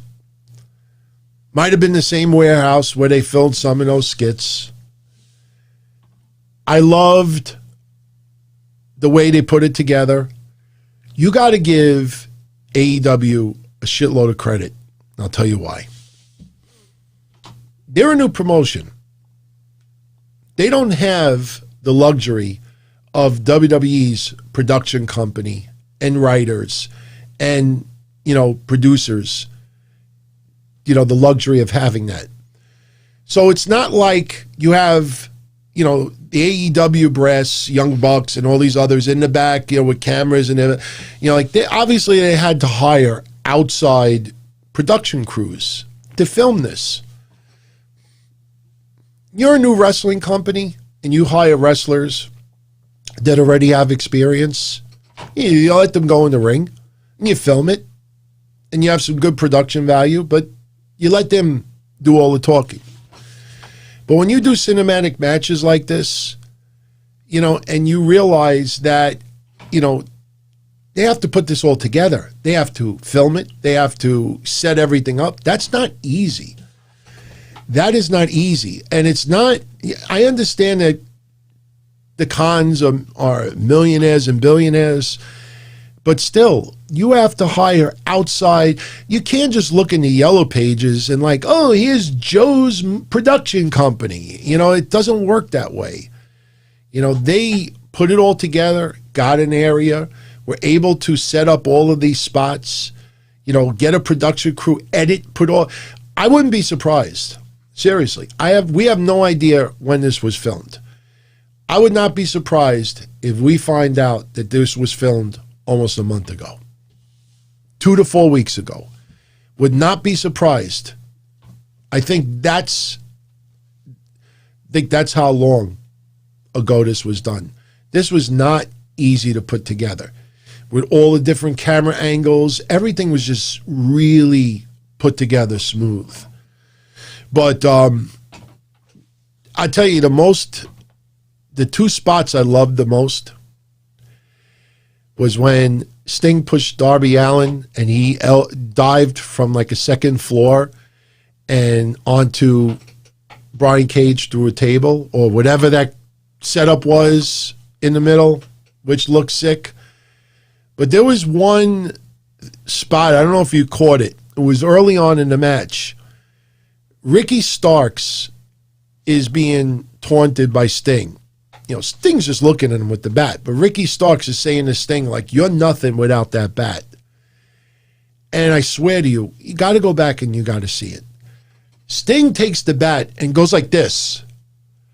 Now, you've seen these little segments on commercials over the years where somebody will have a basketball and just go like this, and they get lucky and the freaking thing goes in the hoop. Sting threw the bat up in the air, and it went through a window on the second floor that was not very big, and it wasn't special effects. And I was like, whoa. That kind of popped for more than anything else, because you got to just go back and watch it. He just throws it like this, and the bat up in the air goes right. Oh man, it was great. It was great. Cinematic match, a lot of brawling. I don't know why Will Hobbs needed an orange mask.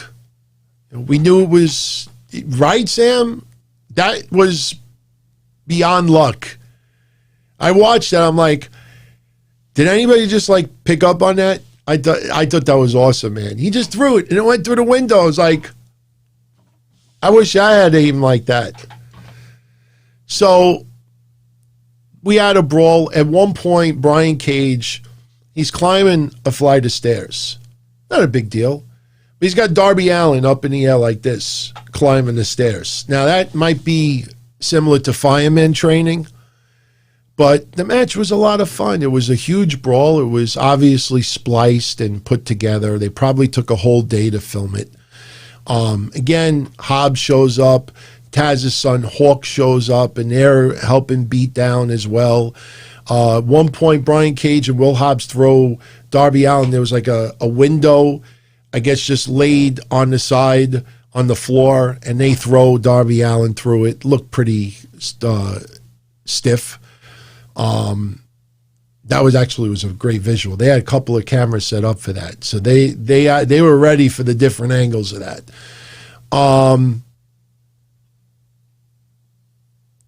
Sting towards the end gets his bat back. And Sting starts beating everybody with the bat, and he actually breaks it over Brian Cage's back. And he's looking at it, and he just tosses it. Then he picks up a shovel, and I know it wasn't a snow shovel. Any of you out there that ever picked up a shovel that is designed for leaves, you know what I'm talking about. They have these shovels at like Home Depots that are really, really, really light and made of aluminum. And he smashed it over Brian Cage's head, and it made a beautiful sound, and they are uber light. So, yeah. If you've ever picked one of those shovels up, you know what I'm talking about.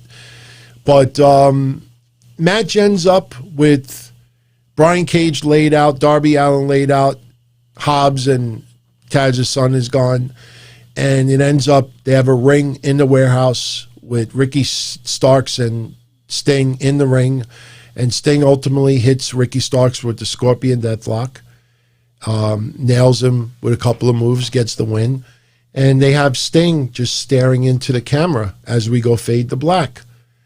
And this was Dude Boy. He's getting in late, but they should have had the match out in the stadium, no fans around. It could have been the biggest explosion. Yes, well, you know what?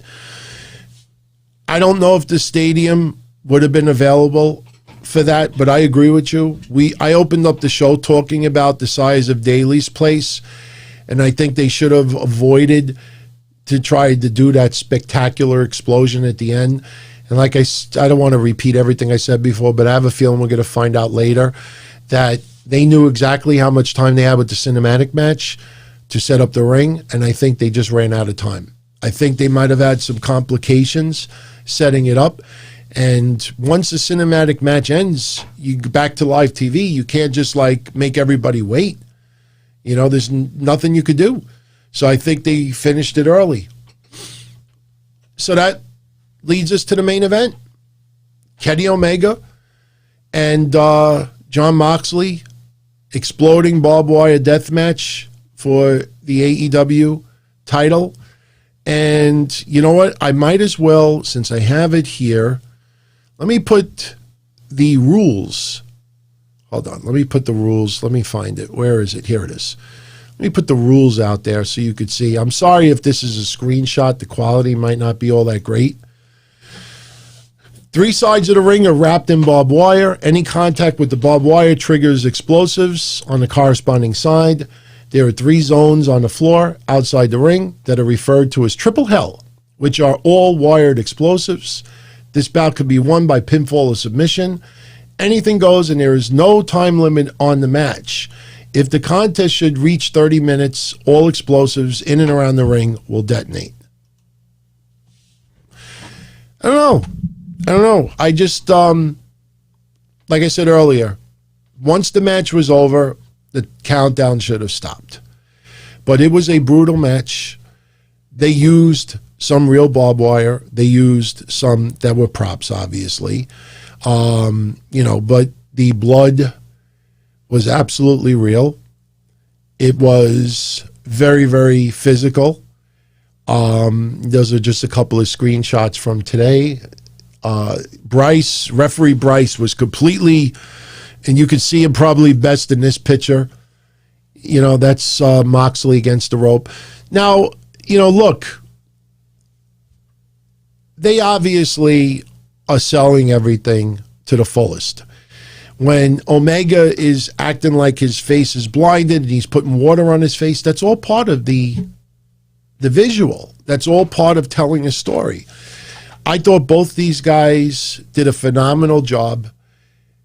I don't take the ending explosion. I'm not going to use that to take away from the match itself. Out of all of the exploding death matches that I've ever watched in my lifetime, this might have been the tamest one of them all. But for United States standards, the fact that you're in a small building, the fact that we're in the middle of COVID still, the fact that I didn't have any problem with everything that we saw. We saw enough where it wasn't disturbing, if you want to call it that. I think people thought it looked cool. I was really paying attention to some people out there who had never seen an exploding death match before. I also paid attention to people who watched a year ago when they had their hardcore match and were actually writing that they were visibly nauseous for what they were seeing. This time around, they really didn't have a problem with it. I didn't see much of complaints at all. If anything, I don't know how you feel about this. I kind of like last year's match more than I like tonight. I mean, the visuals were great, and the barbed wire, trust me, the barbed wire, a lot of it in the ring was real. But obviously, you're not going to get powerbombed or dive without a shirt on onto razor sharp barbed wire where it could slash into and hits like a major vein or something. You're not going to take that chance. So obviously, part of the spots, you don't want these guys to get seriously injured. They did enough where, a lot of what you saw was real. And they did some extra spots, and they obviously took precautions, and there's nothing wrong with that. I mean, you're only going to like it if somebody gets something severely cut. So it was a fun match. It told a wonderful story. Sam enjoyed the match till the Good Brothers came out. Yeah, I mean, the Good Brothers towards the end, getting involved and giving Moxley a beatdown and then handing Kenny Omega an exploding barbed wire bat, which was great visual as well. The way you really can't see it in the pictures that I got, but trust me, the way that Kenny Omega dressed, especially early on with the way his hair was done, and it reminded me a lot of Terry Funk. I have a feeling you're going to hear that these guys paid tribute to Terry Funk in some of this as well. But yeah, the gimmick bat looked awesome. Look, the match was watered down compared to what we saw in the mid-90s, but that's a good thing. These guys did enough that it was physical, it was brutal, The visual was spectacular. Everything told the story. In the end, Kenny Omega retained, which is what we expected. Good Brothers assisting. Yeah, I guess, we could see that happening. But again, we had no idea we were going to get that very small explosion at the very end. Even if we had something spectacular, if I could change anything with that, the minute the pin was done, that should have been it. They should not have, it felt like people were looking forward to, and trust me, even in the chat room here, people were looking forward to more at 11:41 p.m. Eastern. That's the time that everything goes boom and explodes. And I think that was a mistake on AEW's part. The focus should have been about the match with that little incidental that if it goes 30 minutes, then everything explodes. That should be a normal rule. And you don't always use that rule. But again, it felt like they wanted to go off the air with that one spectacular giant explosion that everybody is left in awe. And I'll repeat what I said earlier tonight. Eddie Kingston, who felt that this was way over the top because the Good Brothers handcuffed Moxley, so Moxley wouldn't be able to somehow get out of the ring. Eddie Kingston tries to come out to help Moxley. He gets beat down a little bit, Eddie Kingston, but I'll repeat what I said before. When Eddie Kingston put his body over Moxley, Eddie Kingston's head was straight down, and Moxley's head was in Eddie Kingston's chest. I don't think either one of them saw what we saw, or lack thereof. So when they were still selling it like they were at the very end, Eddie Kingston was selling it based on a huge explosion. You see Eddie Kingston laid out, you're saying to yourself, why is this guy like almost unconscious? I know he had the beat down, but he still ran in the ring and was trying to help Moxley. So I think that that's what happened. Neither one of them had any idea what had just happened, and they were selling it thinking that it was a major explosion. So, but no, I agree, Hydro, and a few of you out there. I think Eddie Kingston will be the next in line for Kenny Omega, which is fine. Eddie Kingston could brawl, so we will see. And you know what? We might see some tag matches out of this. Maybe we'll see a 6-man. I don't know who the third person would be on their side, but who knows? Benjamin, the explosion is nowhere near them. Go and look at, like I said, especially FMW 1995. You'll see what I'm talking about. The way it should have went down, it's the suspension of disbelief is that they're in the ring and the explosions, the visual is that the whole ring blows up. That's what the visual is.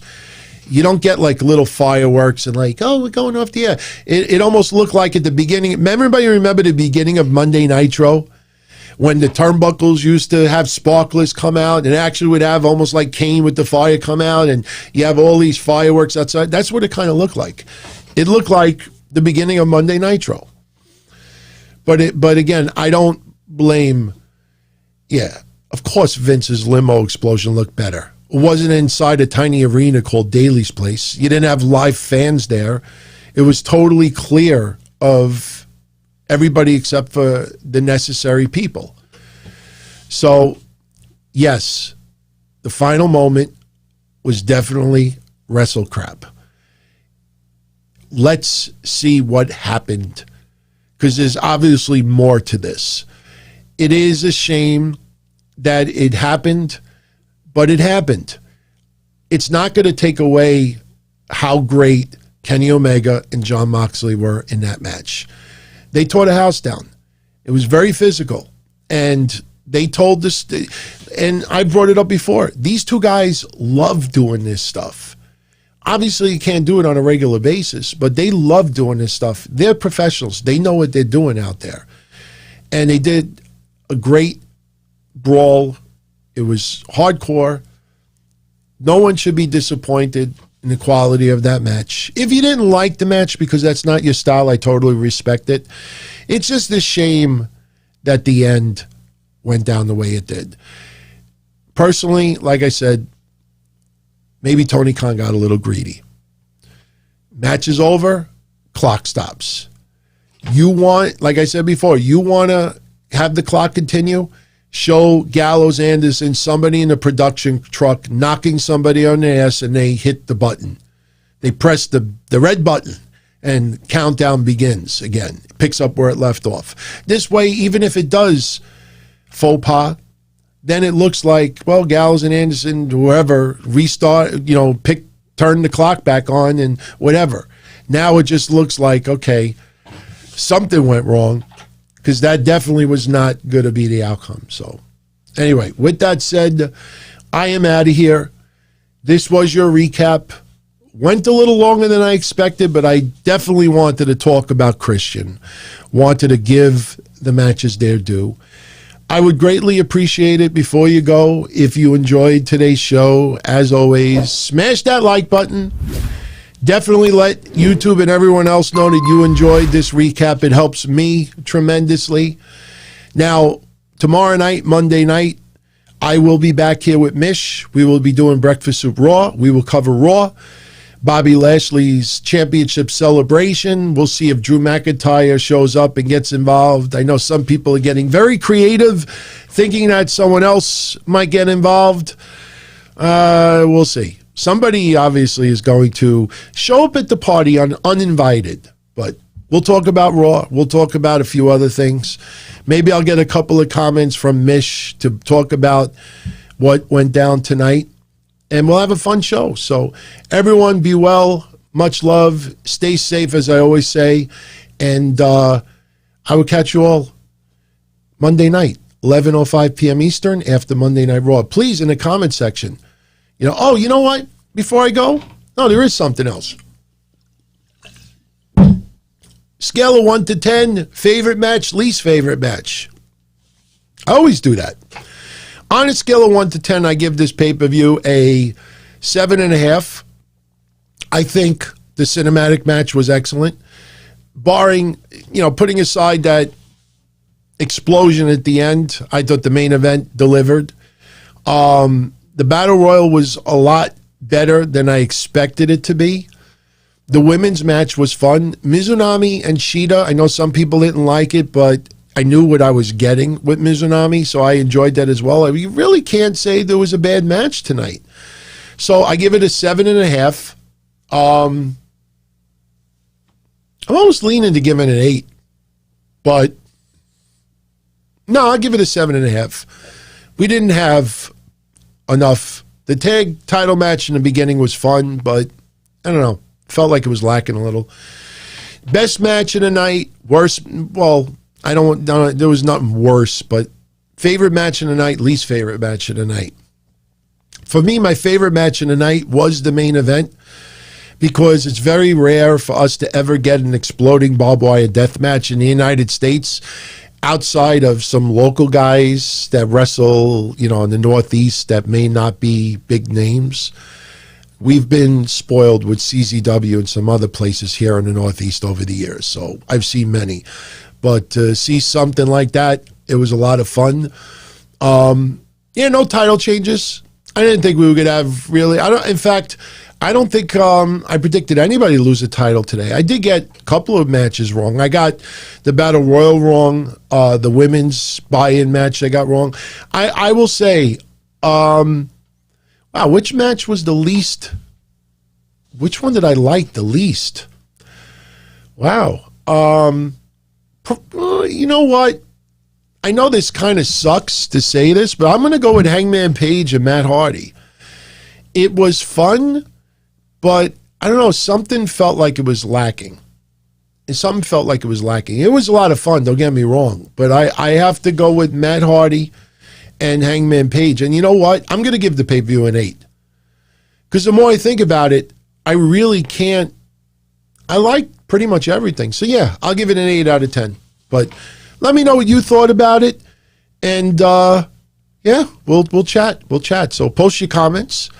And once again, smash that like button if you enjoyed the show tonight. I will be, oh, and by the way, yes, I'm going to start working on outros. I never even bothered to think about making outros for the shows, but a bunch of you were saying to me, where's the outros? I'll start working on outros, I promise. By the way, you like the license plate in the back? Tonight, we went fresh. Hopefully this recap was fresh. Everyone, have a great night. Stay safe. I'll catch you Monday night, 11:05 p.m. after Raw. Much love, everybody. See you tomorrow night. Ciao.